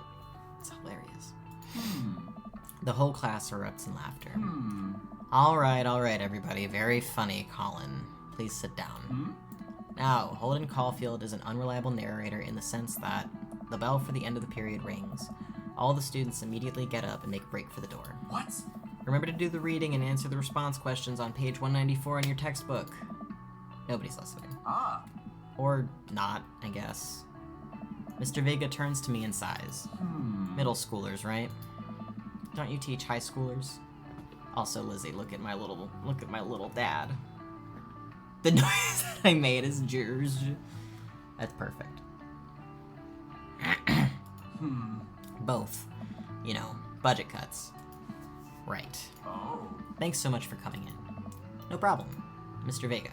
Ah. Please, call me Hugo. I'll call you whatever you want. Eh. I don't normally do these impromptu parent-teacher meetings, but as I'm sure you know, Amanda's a very bright student, and I'm concerned about her recent behavior. What's going on? Eh. Amanda has never been the most engaged student, but I know she cares. Recently, though, she's been falling behind. She's not completing assignments and has been doing rather poorly on tests. I'd normally chalk this up to senioritis, but this is strange. I thought Amanda always shared everything with me. It hadn't even crossed my mind that something might be wrong. Eh. I just wanted to ask, is everything okay at home? Well, we did just move. She doesn't seem like the kind of person who would bottle things up, but teenagers, you know. Well, we just moved recently, but it was only to the other side of town, and Amanda was more excited about it than I was. See if you can talk to her about it. I know she values you a great deal and would appreciate your guidance. If she keeps heading down this road... I know how important art school is to her, and I would hate to see her miss out on scholarship money that she clearly deserves. I'll make sure to talk to Amanda. Thanks for letting me know, Hugo. Anytime. On my way out, I stopped, thinking for a moment. I turned to Hugo. Hey, Hugo? Yes? They ever catch that rye?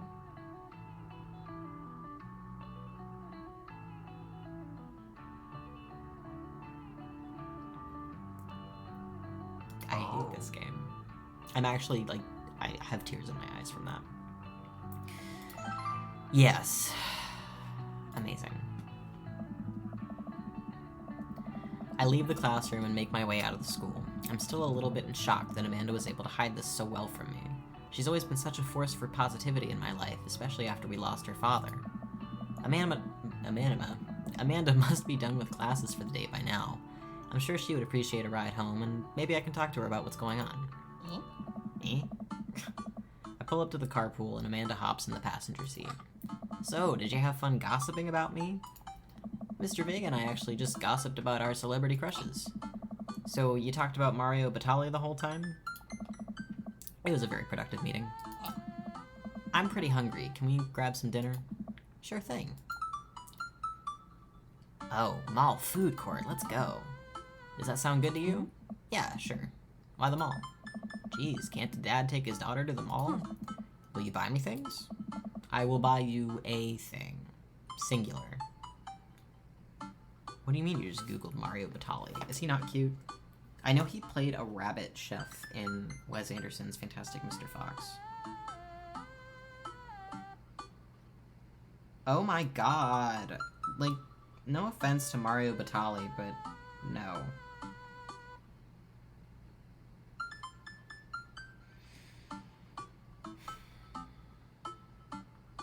Not sexual misconduct allegations. Well, this, that article came out after this game did. Christ. Oh my god! Mario Batali, this is 2019, Mario Batali exits his restaurants a year after reports that celebrity chefs sexually assaulted and harassed women. The Bastianic family and Mr. Batali's other partners have bought out his stake and regrouped. Oh, God. Fuck. Oh, that's so upsetting. Shit. Well, we're just gonna pretend that the game said Gordon Ramsay, because I think we can all agree Gordon Ramsay is a fine motherfucker. Sounds like a deal to me. There you go, Amanda knows what I'm talking about. Hell yeah, Gordon. Do you follow him on TikTok, Lizzie? Because you need to. But I would literally pay him to yell at me. You know? We drive in silence for a short while. Amanda plays a game on her phone. I should say something. You know, sometimes when a kid gets older, they find that they have to keep things hidden from their parents. And that's okay, because sometimes that's what kids do. And that's okay. But also, sometimes, it's good to have the parents' perspective, because, you know, maybe the parents have also dealt with similar situations. Huh? And maybe they're a little cooler than you give them credit for. Anyway, what I'm trying to say is that it's good to share. Love you. Have you been reading my tweets? You have a Twitter? What? Never mind. Me and my parents. Look, sweetie, Mr. Vega said you haven't been participating in class and that you're not turning things in. Oh. Oh. I'm fine, Pops. Senioritis and all that. I thought you liked Mr. Vega's class. Oh. It's fine. He's fine. He is fine. We pull up to a stoplight and I eye Amanda. She's still texting. Lizzie, do you remember when we were in high school and, like, I liked girls and, like, men were just, like, I just couldn't even conceive of just, no. And now it's like the opposite. I mean, look, if any of us... Listen, girls are beautiful.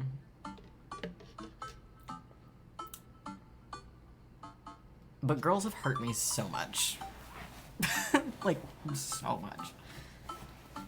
Ugh, adjusting my throne, sorry. But it's truly so funny. I really, like, 10 years ago, I really thought I was a lesbian. My identity is a pinball machine. I just want you to know that you can talk to me about anything. Aww. Uh-huh. I can tell that whatever it is, she doesn't want me knowing about it. That's frustrating. Oh, how we've grown. Well, Joey, I know you like girls. I heard MR is going to that fancy art school in California. That's exciting. Yep. Are you bummed that you guys aren't going to the same school? Yep. Amanda keeps texting. She stifled a laugh. Same. What's so funny? I don't think you'd get it. Sorry, guys, I have something in my eye.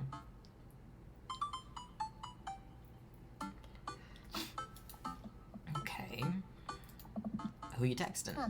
Noah. Who's Noah? My friend. Does he go to your school? Yep. Do you like Noah?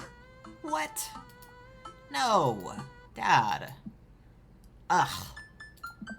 I can't believe you would... Aww. Dad. I mean, geez. Why would you... Ugh. Gross. Sorry. Just asking. Dad, he's just my friend. Guys and girls can be friends. He's my friend. She's right, but also... Come on. What is in my eyeball? Okay. Jeez. This is going well. Well, good talk. Love you, kiddo. She leans forward and turns up the radio. I guess that conversation's over. To the mall, then. Phew. Boom. We arrive at the mall, a big indoor shopping center with a couple different floors. It's kinda dead, but that doesn't stop a mall security guard from yelling at a group of loitering teens. Let's eat something disgusting for dinner. Why do I want to go to the mall food court now? Hell yeah, I am so easily influenced by the media that I consume. Hate that. Hell yeah. Language, Missy. Heck yeah. Better. Loitering is the dumbest fucking crime. It's so stupid. It's like, oh. And, oh my god, and the thing that really, really annoys me about it is like, you're really gonna tell me that houseless people can't simply sit in your establishment unless they pay for something to consume or to own or whatever. Like,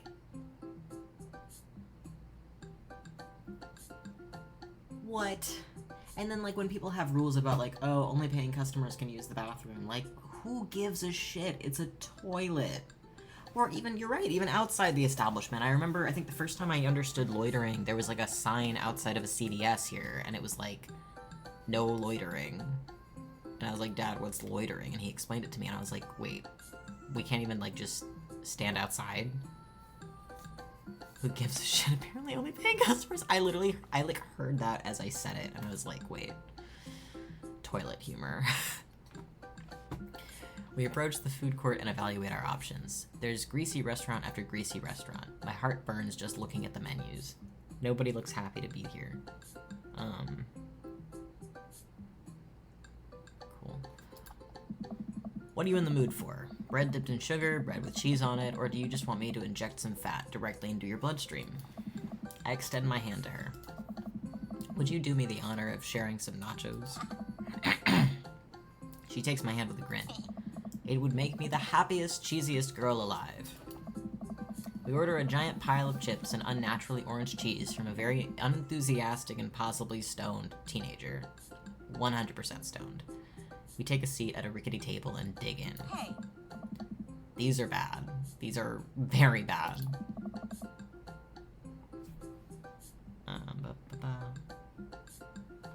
but also strangely delicious. We have to eat through the pain. We enjoy the fluorescent, cheesy, ew, fluorescent? Ugh, goodness together until we're all out of the nachos. So, something's been bothering me for a while. It's probably the dairy. Can you explain memes to me? Sigh. Which meme? All memes. Dad. Amanda sighs deeply and places her head in her hands. Dad, it's complicated. See, memes are inside jokes shared by a bunch of people that get less funny the more people do it. So the problem is that by the time a meme gets to you, Dad, all us youths have already done the joke to death. TikTok.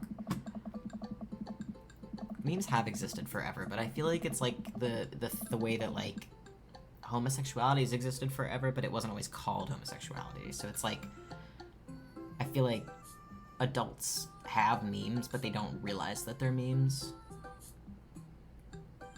Does that make sense? Like, and what's worse than that is that movies and TV and video games will try to jump in on a meme train, but just based on how long it takes to make them, the meme will be long dead by the time it comes out. So it just dates it and it isn't funny. Oh shit, what up? Fuck, that literally sounds like my fucking professor. That's so funny. I remember, Lizzie, I remember when you and I would talk like this. And we would say hella every 10 seconds.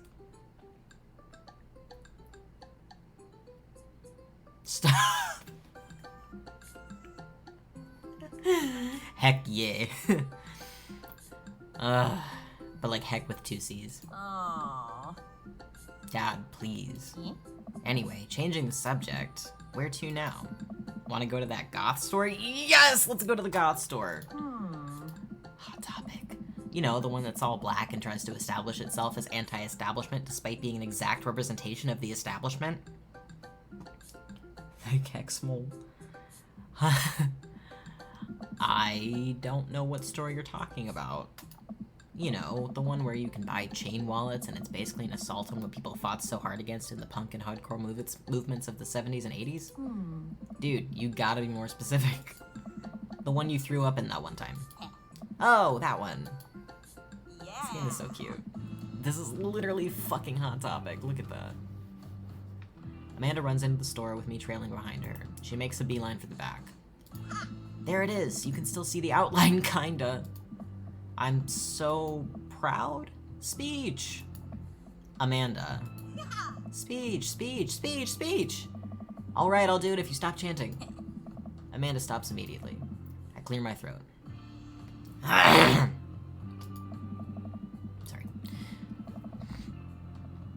Sorry, I actually do have chronic postnasal drip, so I clear my throat too much.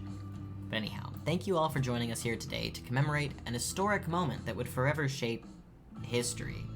On a day very much like today, some 5 years ago, on our very own Amanda Ann Xylophone had too much blue raspberry slushy on an outing to the mall.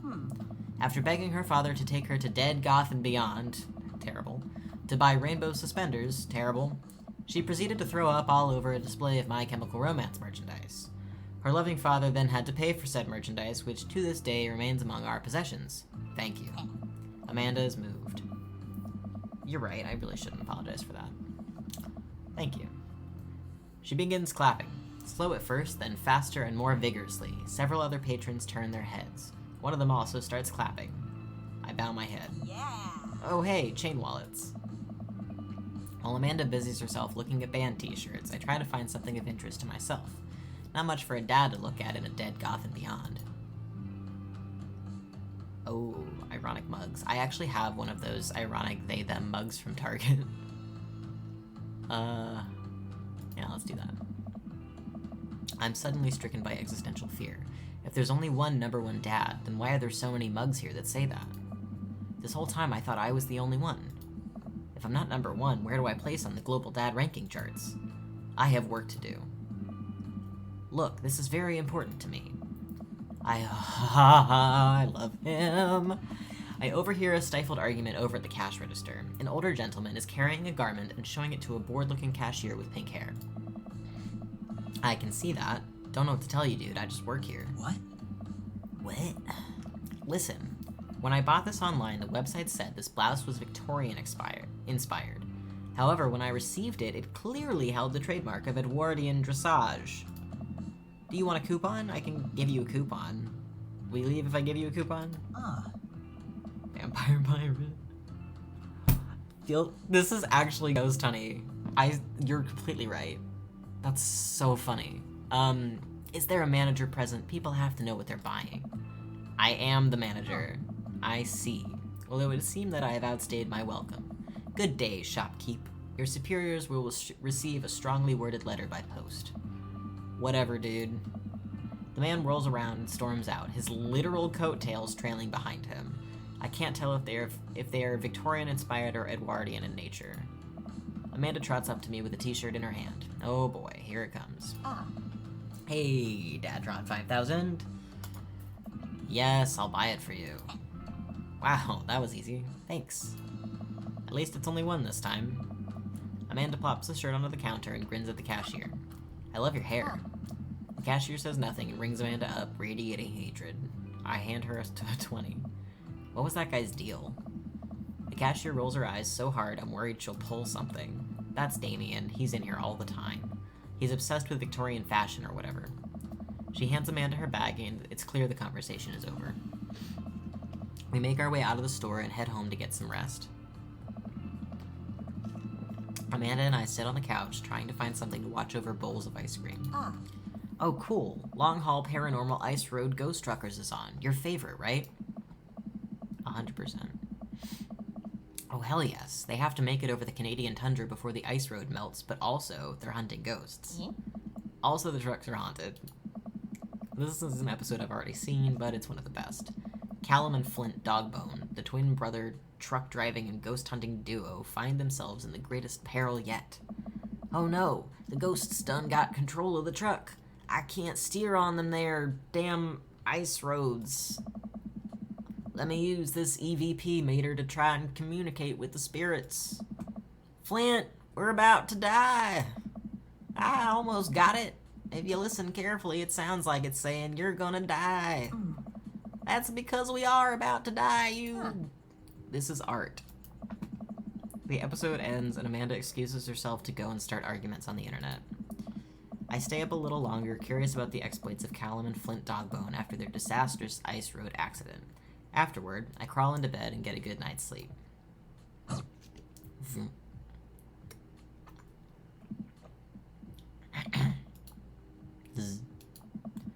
Morning, sleepyhead. 5 more minutes. You have never ever let me have 5 more minutes of sleep, so get up. Fine. We have cereal for breakfast and spend the morning putting together furniture. Amanda is much better at interpreting the tiny manuals. We're able to put together a few shelves and one desk, but I'm pretty sure it was supposed to be a bookcase. So, are you excited for the cookout today? If there's food, I'm excited. I'm all over those terrible store-bought sugar cookies that everyone brings to parties. Yeah, those are bad. Which means there are more for me. Don't you want to meet some of the people in the neighborhood? I'll probably end up standing uncomfortably in the corner with a plate of food and hope that nobody talks to me. Dad, you're a beautiful work in progress. We will get that butterfly to emerge from the cocoon. The social butterfly. Well, we better start getting ready. We definitely don't want to be late. Hey. What? No, we have to be fashionably late. Who shows up to a cookout on time? You know what? We're going early, just because you said that. I head out the door and Amanda reluctantly follows. Are we even dressed? We walk across the street to Joseph's house with a store-bought veggie plate. I'm a terrible cook if it doesn't involve a grill. I guess we're not as early as we thought we were. Joseph's backyard is already packed with people and the smell of hot dogs wafts through the air. Small children run through a sprinkler and adults chat in small clusters. I set our veggie plate down on a table next to 2 other veggie plates.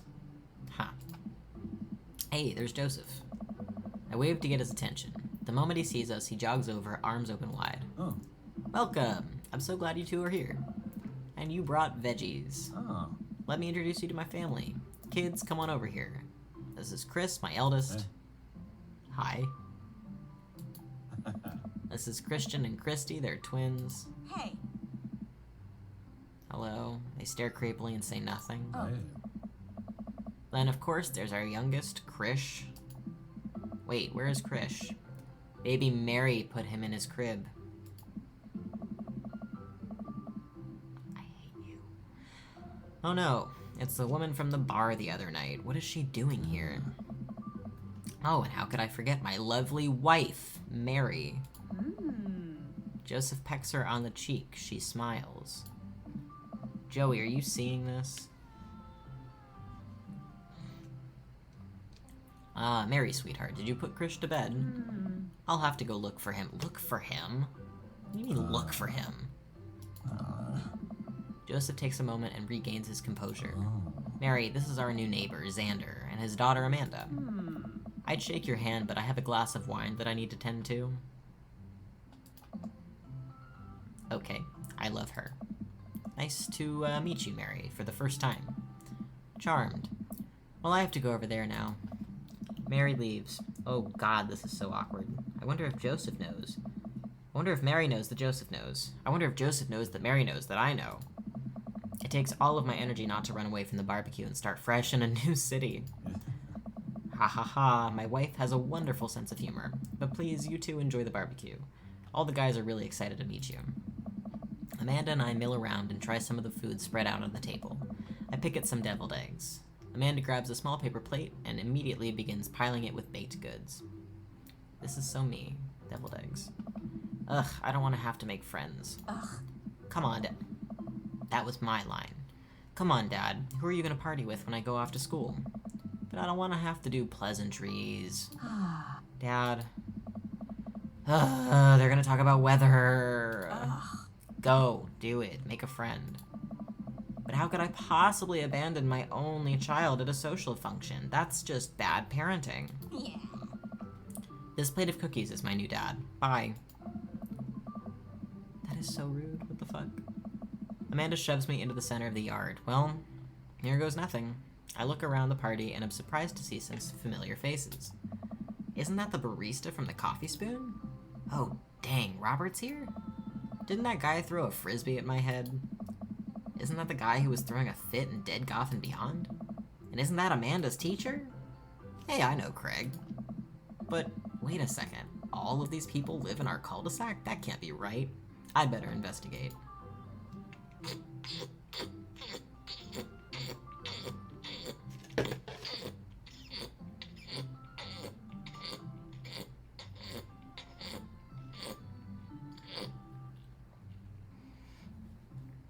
My allergies are... There's probably cat hair on this sweater still.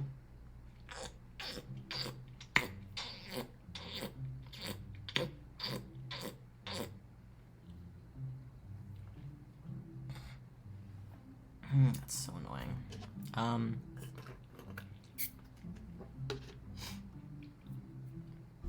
All of the daddies, all in one place. Let's do Joseph and Damien, because we haven't really met Damien. I spot Joseph chatting with a guy from Dead Goth and Beyond by the grill. I wonder what they're talking about. I walk over to them. So, I'm curious. Can you walk me through why you had your house painted black? Oh, where do I even start? The house stays warmer in the winter, it provides an artistic contrast to the rest of the neighborhood, and it complements the crimson interior perfectly. It's definitely an interesting choice. Thank you, I'm very proud of my abode. Xander, I was just having a conversation with Damien here about his aesthetic design decisions. Damien regards me up and down with a warm but critical eye. How do you do? I don't believe I've had the pleasure. I think I saw you in Dead Goth and Beyond the other day. Damien's face turns bright red. I must apologize for my behavior on that day. You see, I take the goth lifestyle very seriously, and to be caught in a ruse by such a corporation as Dead Goth and Beyond was profoundly frustrating indeed. I hope that you know that while my anger may have been justified, it was in no such way for a gentleman to act. It's okay, man. Do tell me about yourself. Are you new to the area?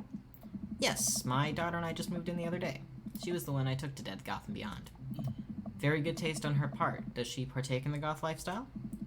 I think for a second. I look over to Amanda, who's hanging out with some of the older kids in the neighborhood. Oh my. Hey Amanda, would you consider yourself goth? Amanda yells back. I wouldn't necessarily try to fall under any one specific label, but I guess if I had to choose, I would more describe myself as twee hipster with some normcore leanings. Bats are cool though. Ah, pity. Are you enjoying the party so far? Oh, definitely. Thanks so much for putting this on. It's nice to be in a cul-de-sac where everyone is so friendly and welcoming. Amanda walks up to the conversation. I want to be more goth. I think it'd fit me great. Dude, I think it would too. I think that you would fucking crush the goth, like, aesthetic and lifestyle even. I'm not sure how, separate those two things are. But I've strayed away from going back dark with my hair for years. Like, I haven't had my hair dark in a long time. And now it's dark, and I'm, like, looking at myself in the mirror, and I'm like, I want to wear all black. I want to wear, like, eye makeup, dark lipstick, whatever, like, the whole, like, shebang, and, like,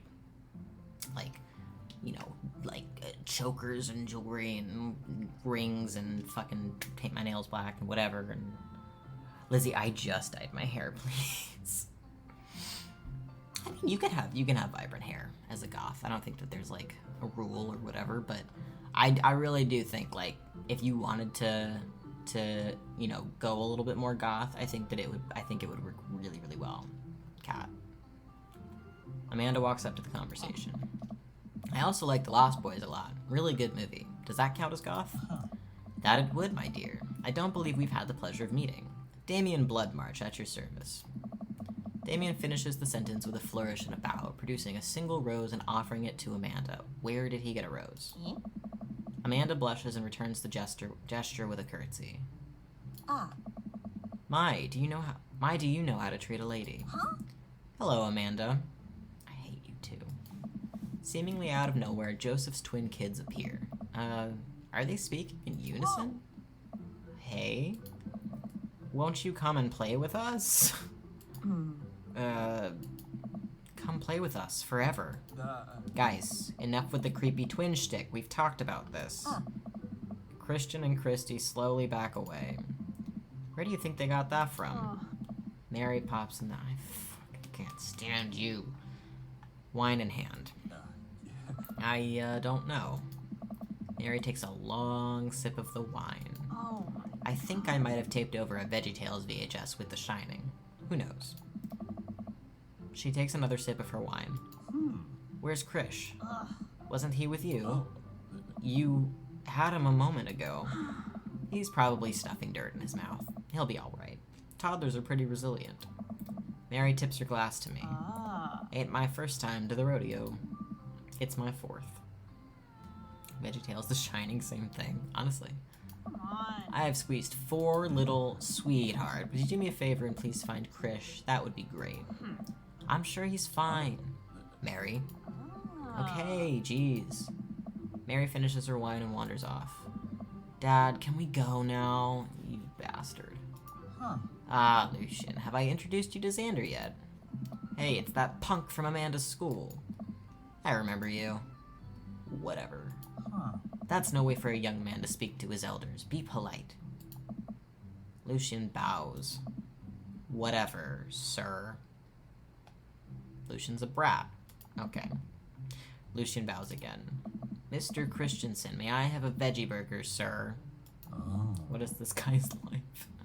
Coming right up, bud. Are you vegetarian? Yep. Make that 2 veggie burgers. Did you know that some people in the Victorian era were vegetarians? They described carnivorous-type people as bloodlappers. Sounds about right. Dad, that's really interesting, Damien. Joseph turns to the grill. Just a hint of tattoo peeks out from underneath his sleeve. I can't believe I didn't notice it before. It looks like the bottom of an anchor.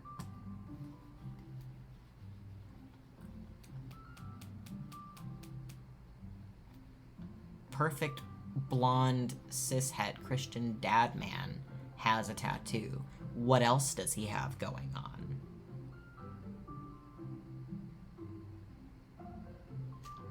That's all I have to say. Whoa, is that a tattoo? Yep, I I wasn't always a youth pastor, you know. That's so cool. Want to see mine? What? Look at his little face. Lucian pulls back some rubber bracelets, revealing a lopsided 666 in black ink. My buddy gave me a stick and poke tattoo last week. I think it's healing up pretty good. Lucian. Excuse me. We'll talk about this later. That's pretty cool. What's the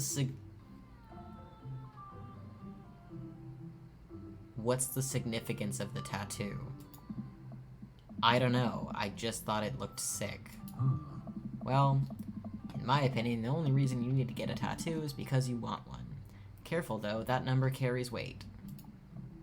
Man, Joseph is a way cooler youth pastor than I thought. I just figured youth pastors popped out of the womb with a Bible. I wonder what he did before preaching. Let's talk to these guys. Oh, Craig. Craig. Matt and Hugo seem to be embroiled in an intense discussion. Craig looks on, smiling politely. I walk over to say hello. Well, I don't think it's fair to try to compare two art movements like that. Periods in art only exist because they're a unique byproduct of the social and political climate of a time and place, and to try and take something like, say, the Rococo period and compare it to postmodernism in America, you're completely disregarding the context in which a work of art is created. Matt and Hugo seem to be so busy talking that they don't notice me. Craig leans in. Dude, I have no idea what's happening. I'll talk to Craig. I turn my attention to Craig, who seems a little more attentive to my existence. How'd resistance training go the other day? Great. Little River here is a great cheerleader, aren't you, tiny bro? Tiny bro. Craig grabs River's arms and waves them around. You can do it, Dad. I'm so proud of you. I'm sorry for pooping on you. She must be a handful at that age. Oh, they always are, but it's so worth it. Craig grabs River's arms again and waves them around. Also, I'm sorry for throwing up on you, Dad. How are you settling in? Almost done. There's still a few odds and ends to take care of before I can really call myself settled, but I think we can upgrade the situation to livable. We did livable throughout the entirety of college. Yeah, my goal for Amanda was to live the sort of life that didn't involve eating spoonfuls of ranch dressing as a palate cleanser between different types of pizza. She still does, though. Hey, she takes after her dad. Sorry for pooping on you. You know, at least they apologized. Xander, how are you liking the neighborhood?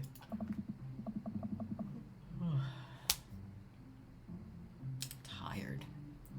It's pretty nice. Everybody's been super friendly. Seems like your daughter's fitting in just fine. Matt points across the yard to where Amanda, Daisy, and another young girl are playing. They're all sitting cross-legged in the grass, picking weeds and weaving them into little flower crowns. It's pretty adorable. The girl I don't recognize jogs over to us. 0 additional nickels. What is it, sweetheart? Dude, she looks so fucking cool. I wish I could have looked that cool at that age. It's a flower crown. I thought you'd look cute in it. Well, there's only one way to find out. Show me the flower crown. Matt takes the flower crown and places it on top of his head. Show it to me. He's so cute. Am I cool now? Yes. The girl stares at him, thinking it over. Nope. But you're slightly less uncool than you were before you put it on. Ha. Hey, Xander, this is my daughter. His tattoo changed arms.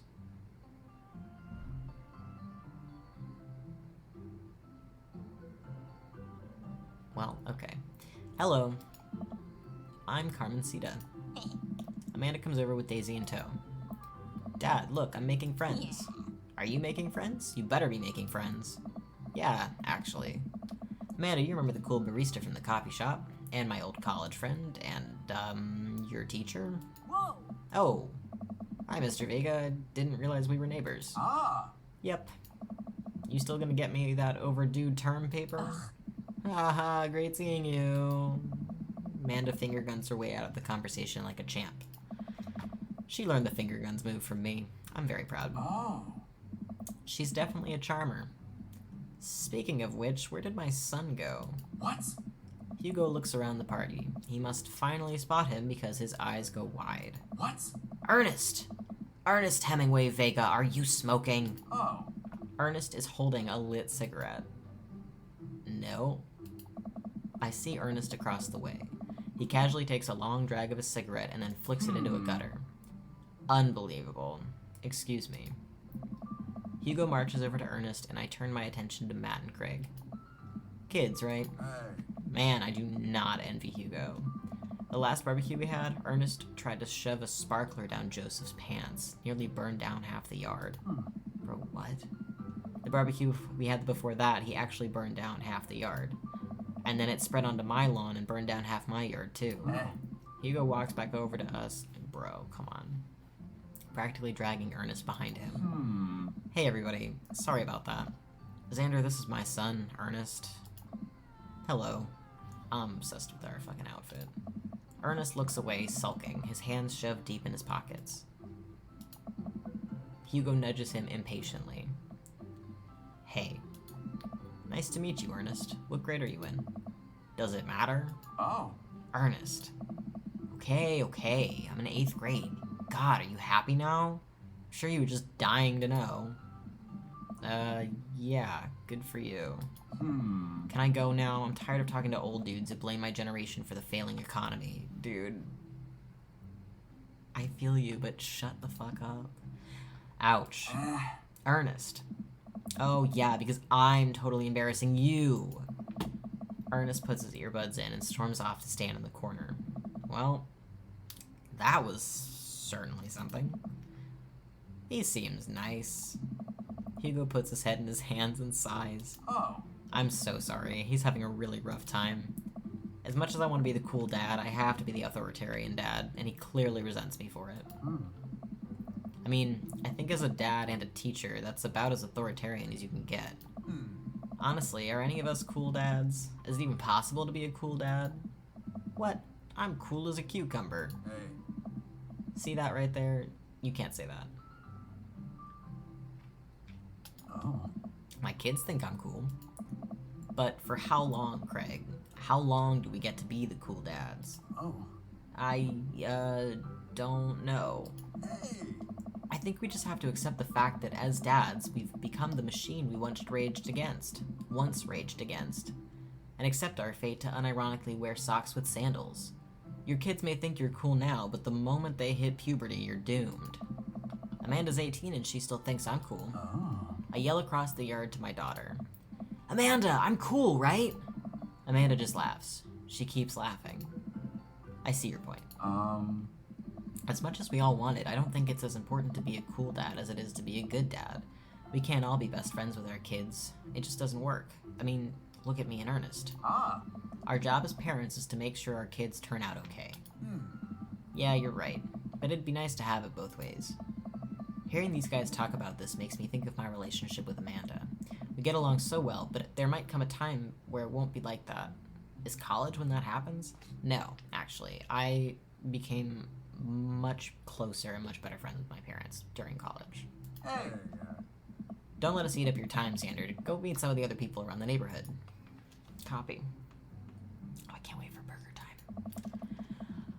Oh, I'm out of breath. I walk over to Robert and Brian, who are chatting over drinks, determined not to be weird about what happened that night. I hope Robert feels the same. If anyone missed it, we had sex with Robert. Barely know the guy. Hey, guys. Xander, how the heck are ya? Settling into the neighborhood all right? Oh, you betcha. Got the living room in order at least? That's great to hear. I've been doing some living room work as well. Finally got the 50-inch in there. The game looks great in high def. Oh boy. Xander, have you met Robert yet? Yes, I believe we met briefly.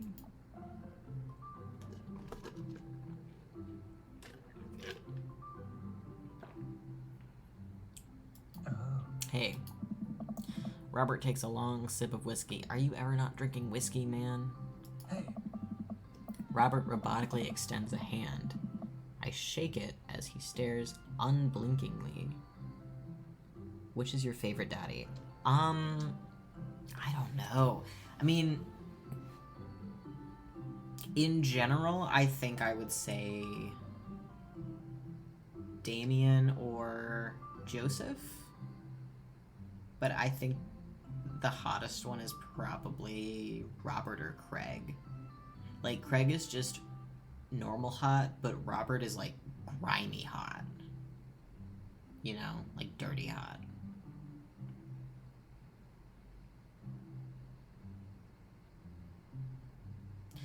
Anyway. Oh god, what does it mean? How's it going? It's good. Robert focuses on the whiskey he's holding. He takes a long sip. Great, look at my friends becoming friends. Us dads gotta stick together, you know? Us dads? Robert has a kid? Oh, I didn't know you had kids. Robert continues to stare at me. Jesus, does this guy ever blink? Yep.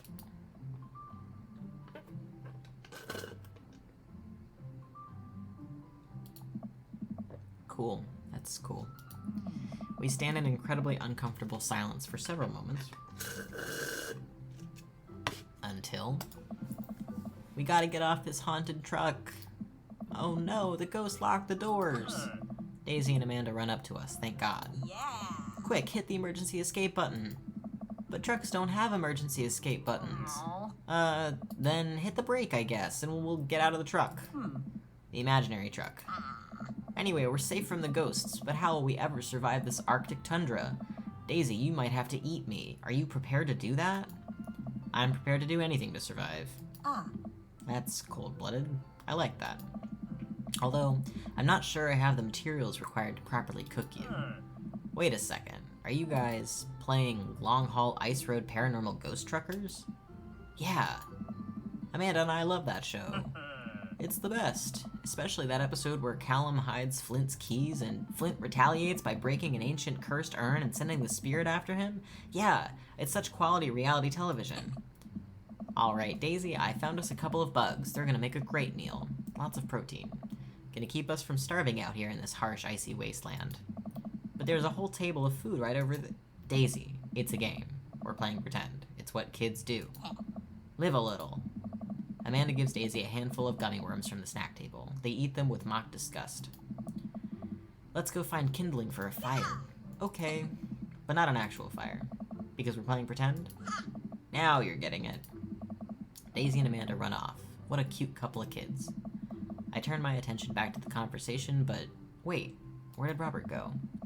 I skim the party and finally find him in the corridor talking to Mary. Does he not want to talk? Man, I've never seen her get along with anyone so quickly. I snap out of my Robert-induced haze. I guess Amanda just sort of has a way with kids. That's kind of amazing. Daisy doesn't really get along with kids her age. It's nice that he's not trying to one-up me this time. Maybe we can have a regular friendship after all. Really? She just kind of keeps to herself. Her teachers say she spends every recess in the library. I think the other kids are intimidated by her intelligence. There it is. I wouldn't worry about it too much. Amanda was shy at Daisy's age too. She used to have a habit of crawling under tables and crying every time we took her to a restaurant. Mood. She bit people too. Oh, kids, right? Gotta love them. You're required to by law. Well, since they're getting along so well, maybe we should try to put together a little playdate for them? Yeah, that'd be nice. Well, I don't want to take up too much of your time. Go meet some of the other fellas. And without further ado, let's work some magic. This better be burger time. Yes. Joseph closes his eyes, takes a deep breath, and gets to work. With the greatest of ease, he sets patties on the grill, flourishing as he flips his spatula in the air. It's easily some of the best grill work I've ever seen. You guys think this is my first time in front of a grill? He's working faster now, effortlessly tossing cheese onto patties and perfectly grilling onions on the side. One after another, the dads take notice and crowd around Joseph to admire his masterful technique. You probably didn't know this, Sander, but Joseph's known around here for his grillmanship. He's ungrill-evable. I've tried to get on his level, but I just can't catch up. Let us keep studying. He has a rare quality about him. Mustard, we keep talking about this. Can't we just appreciate the artist? I've never seen him make a mistake. Okay, we need to stop. This is getting too cheesy. Please stop. All of the children at the party boo the glorious display of puns in unison. Alright guys, the food's ready. Please form an orderly barbecue. Grill me. Stop winking at me, Joseph. Amanda groans. We all grab our food and hang out, enjoying perfectly cooked cheeseburgers. I will be getting a cheeseburger immediately after the stream. I think I'm gonna go to Smashburger. Man, it's so wild how all of us dads live in the same cul-de-sac. Kinda nice, isn't it? It feels like there's a real community here. Totally helps when you're just a single dad trying to raise a kid. We're happy to have you here, man. I think you're gonna like this neighborhood a lot. Oh. Plus, Amanda seems to be getting along with all the kids. If she decides to get into the babysitting game, she'll really make a killing. Hey, why don't you add us all on Dad Book? What? Dad Book? Yeah, it's a great social network for dads to keep in touch with each other. We're all on it, so if you ever need to reach out to anyone, it's the simplest way to do it. Oh. Sorry, I'm just an old-fashioned dad. Social media goes over my head sometimes. Don't worry, Pops, I'll help you figure it out. The rest of the barbecue goes smoothly. We all trade stories and drink beer as our kids play on the lawn. Amanda breaks up a fight between Carmencita and those weird twins. I think they wanted her soul. Amanda and I walk back to our place as the sun sets over the neighborhood. Pretty fun party, don't you think?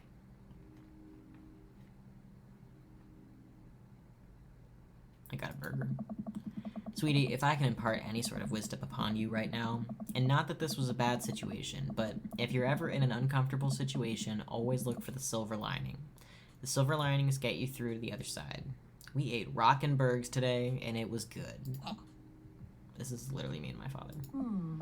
Well, hey, at least you met some other cool dads. You should hit them up on Dad Book. Maybe I will, if I ever figure out how social media works. I have a good feeling about this place. Me too, Dad. Amanda and I arrive home with the remnants of our veggie plate. Seems like nobody was really into the cauliflower. Any big plans for this evening? Actually, yeah, I'm going out with some friends. Oh, is that okay? Of course, just keep me posted. And be home before midnight. You got it. And be careful. I will. Make good choices. Of course. And call me if you need anything. Dad, you're not gonna do the thing where you wait silently for me to come home in the living room with all the lights off, are you? What? No. I've never done that, and I will never do that. Okay. Do you have plans tonight? My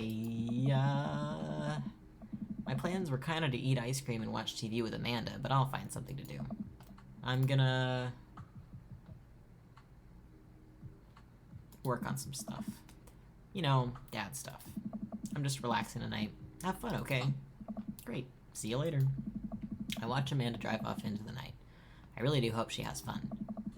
I plop down in front of the TV and turn on some Wine and Dine Mastermind with celebrity chef Gavin Chapman. Looks like Gavin's making a roasted rack of lamb with rosemary mashed potatoes. I'd love to be able to cook like that, although I think if I was actually good at cooking, I'd use my powers for evil. Like, just making baked Alaskas all day instead of any food of real nutritional substance. Man, Gavin Chapman just caught that thing on fire, but he meant to do it. What a professional. I lose track of time as I blaze through several episodes of Wine and Dine Mastermind, and also one episode of some cooking show called Meat Hell. I'm not even sure what that one was about. It was just a lot of yelling. That's Hell's Kitchen for sure. I glance at my watch. Man, it's almost midnight. I should check in with Amanda. I send a text. Hey kiddo, you good? I wander into the kitchen as I wait for a reply. Amanda's phone is almost always in her hand, so I'm sure she'll respond soon. Unless she's driving home now, in which case I hope she doesn't respond soon, because I definitely taught her better than to text and drive. I reach into the freezer and grab an ice cream sandwich. It's a little late for this, but I think I earned it after a long day of socializing. I check my watch again, and then my phone. Nothing yet. Okay, see, now I'm worried. Do I call her? Do I call the cops? Never call the cops. No, it's too soon for that. I'll just send her a gentle reminder text. What's up? Half an hour passes. Now I'm really worried. The episodes of Gavin Chapman's Meet Hell are not only not assuaging my anxiety, but possibly exacerbating it with all the yelling, so I keep pacing around the house waiting for her to come back. Why didn't I find out where she was going? Who was she even with? Why don't I know any of her friends' phone numbers? Why don't I even know any of her friends' full names? Who is Emma P? I decide to send her another text. Amanda, please text me and let me know you're okay. I can't help but think of all the awful things that could have happened to her. Oh, thank God, it's her. Amanda opens the door and shuffles in. You look fucking baked, dude. Finally, she's back home. I'm glad she's okay. Sup? Sweetie, thank God you're safe. Yep. But now that I know she's okay, I'm really mad. Why didn't you answer my texts? Amanda pulls her phone out of her pocket. Oh, whoops, guess I didn't see those. She starts to walk to her room. Amanda Ann. Huh? Whoa, we're pulling out the middle name now? Amanda, you came home an hour and a half after your curfew and you didn't respond to any of my texts. You really freaked me out. I was about to call the cops. Dad, you're seriously overreacting. You're not going to be like this when I go off to school, are you? I was scared. You weren't responding, and it was just like when you're dad. I have to stop myself from tearing up. Hey. Oh, Dad, I didn't mean to. I sit down on the couch and put my head in my hands. I feel very tired all of a sudden. You really scared me. Just please don't do that again. Alright. I'm gonna go to bed now. Amanda closes the door to her room and I head to mine. Jeez. As I'm falling asleep, one thing she said keeps echoing in my mind. You're not gonna be like this when I go off to school, are you? Alright, y'all. I am so tired right now. Let's see. Xander missing Amanda, 10:27. Good. Okay. Oh, it's been saving. That's really cool. Alright, y'all. I gotta stop for a little. Let's go to the main screen. Alright. Oh my god, I have been missing so many messages. The kid heard y'all boinking. Fuck, Lizzie, you're right. Oh god. I don't know whether Twitch requires you to be affiliate to join a stream team. I think it just depends on the team. Because I was on a, I don't know if I was on a team, like on Twitch, but I did a thing like a year ago. But I'll definitely check it out. I'm gonna be an affiliate as soon as I get my average viewership up. And this stream should help a lot, because there's 3 of you. I would love that. I would really love that. I feel like I don't really know a lot of trans and non-binary streamers. You think that I would, but I don't explore or like browse very much, so that would be fun. And also, yes, ACAT, yes, fuck 12. I love that you guys responded that way, and I'm so mad I didn't see it 5 minutes ago, but I will message you on Discord about the.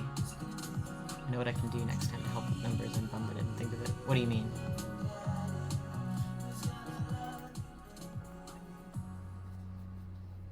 Well, you know what? I'll message you on Discord about it. But, Joey and Lizzie, if you're still here, thanks for hanging out. Lizzie, you should follow me on Twitch, and I can say, oh, Ikbeta, thanks so much for the follow. Access to several Twitch accounts. True.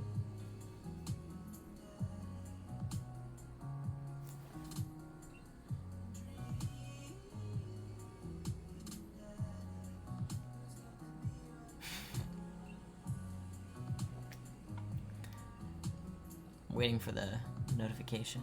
Does it show up on here? Daddy. I'm seeing, so I'll just thank you anyway. Thank you for the follow. It's not showing up on my overlay for whatever reason yet, but, oh, 1 follower today. And that went up. cool, whatever. I'll figure out the notifications later, but anyway, thank you all. This was really fun. I'm glad that I did it. So, I'm gonna try to figure out my weekly schedule and actually stick to it. Please give me all the help. I would love that. And I just miss hanging out, dude. I just miss hanging out with all of you, honestly. I know you all in real life, and it's so, I hate distance. But yeah, I think I'm gonna do like a Minecraft day, like Steam Saturdays or something. I'm gonna start Detroit Become Human after I finish The Last of Us 2. Lizzie, I don't know if you like The Last of Us, but I'm somewhere in the middle of The Last of Us 2. Oh my god! Okay, Kat, we have to play Minecraft together. Like, I'll re-download all of the Java mods if I can, and we'll figure it out. I would love to do that. Or if you want to play vanilla, that's also fine. I don't know what you prefer at this point. But Lizzie, you should definitely, I'll text you when I stream Last of Us next time, because that's been really fun. I've been really enjoying that. You've been playing vanilla. Oh, dude. Hi. Sorry, but that's so cool. I have a realm, a vanilla realm with my coworkers, and it's died out a little bit, but it's so fun. I love doing it, and y'all might enjoy this. I got an email the other day from the Leukemia and Lymphoma Society for Light the Night, I think, is like their specific event for like raising money to fight like blood and skin cancers, and they invited me to, not like me specifically, but the email they sent was like inviting people to register for this like specific, what do you call it? It's like we're all gonna be creating Minecraft worlds with like amusement parks and other fun things that kids can do, and the worlds are gonna be accessible to kids dealing with pediatric cancer, and I'm so excited to get started on it.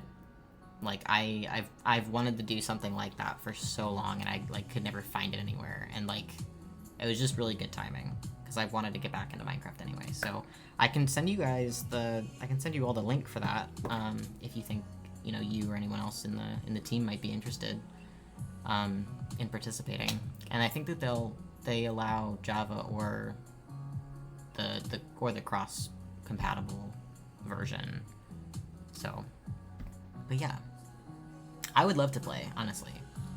So I'll message you about it on Discord, and then Lizzie, I'll text you next time I play The Last of Us, and then Joey, hopefully you and Amy can hang out whenever I stream again. So yeah, thank you. This was fun. I almost didn't post on my socials, but I'm glad I did, so. Adios. It's been like 3 years and I still don't have a way to end my streams. I'll definitely text you when I go live, for sure. So, farewell.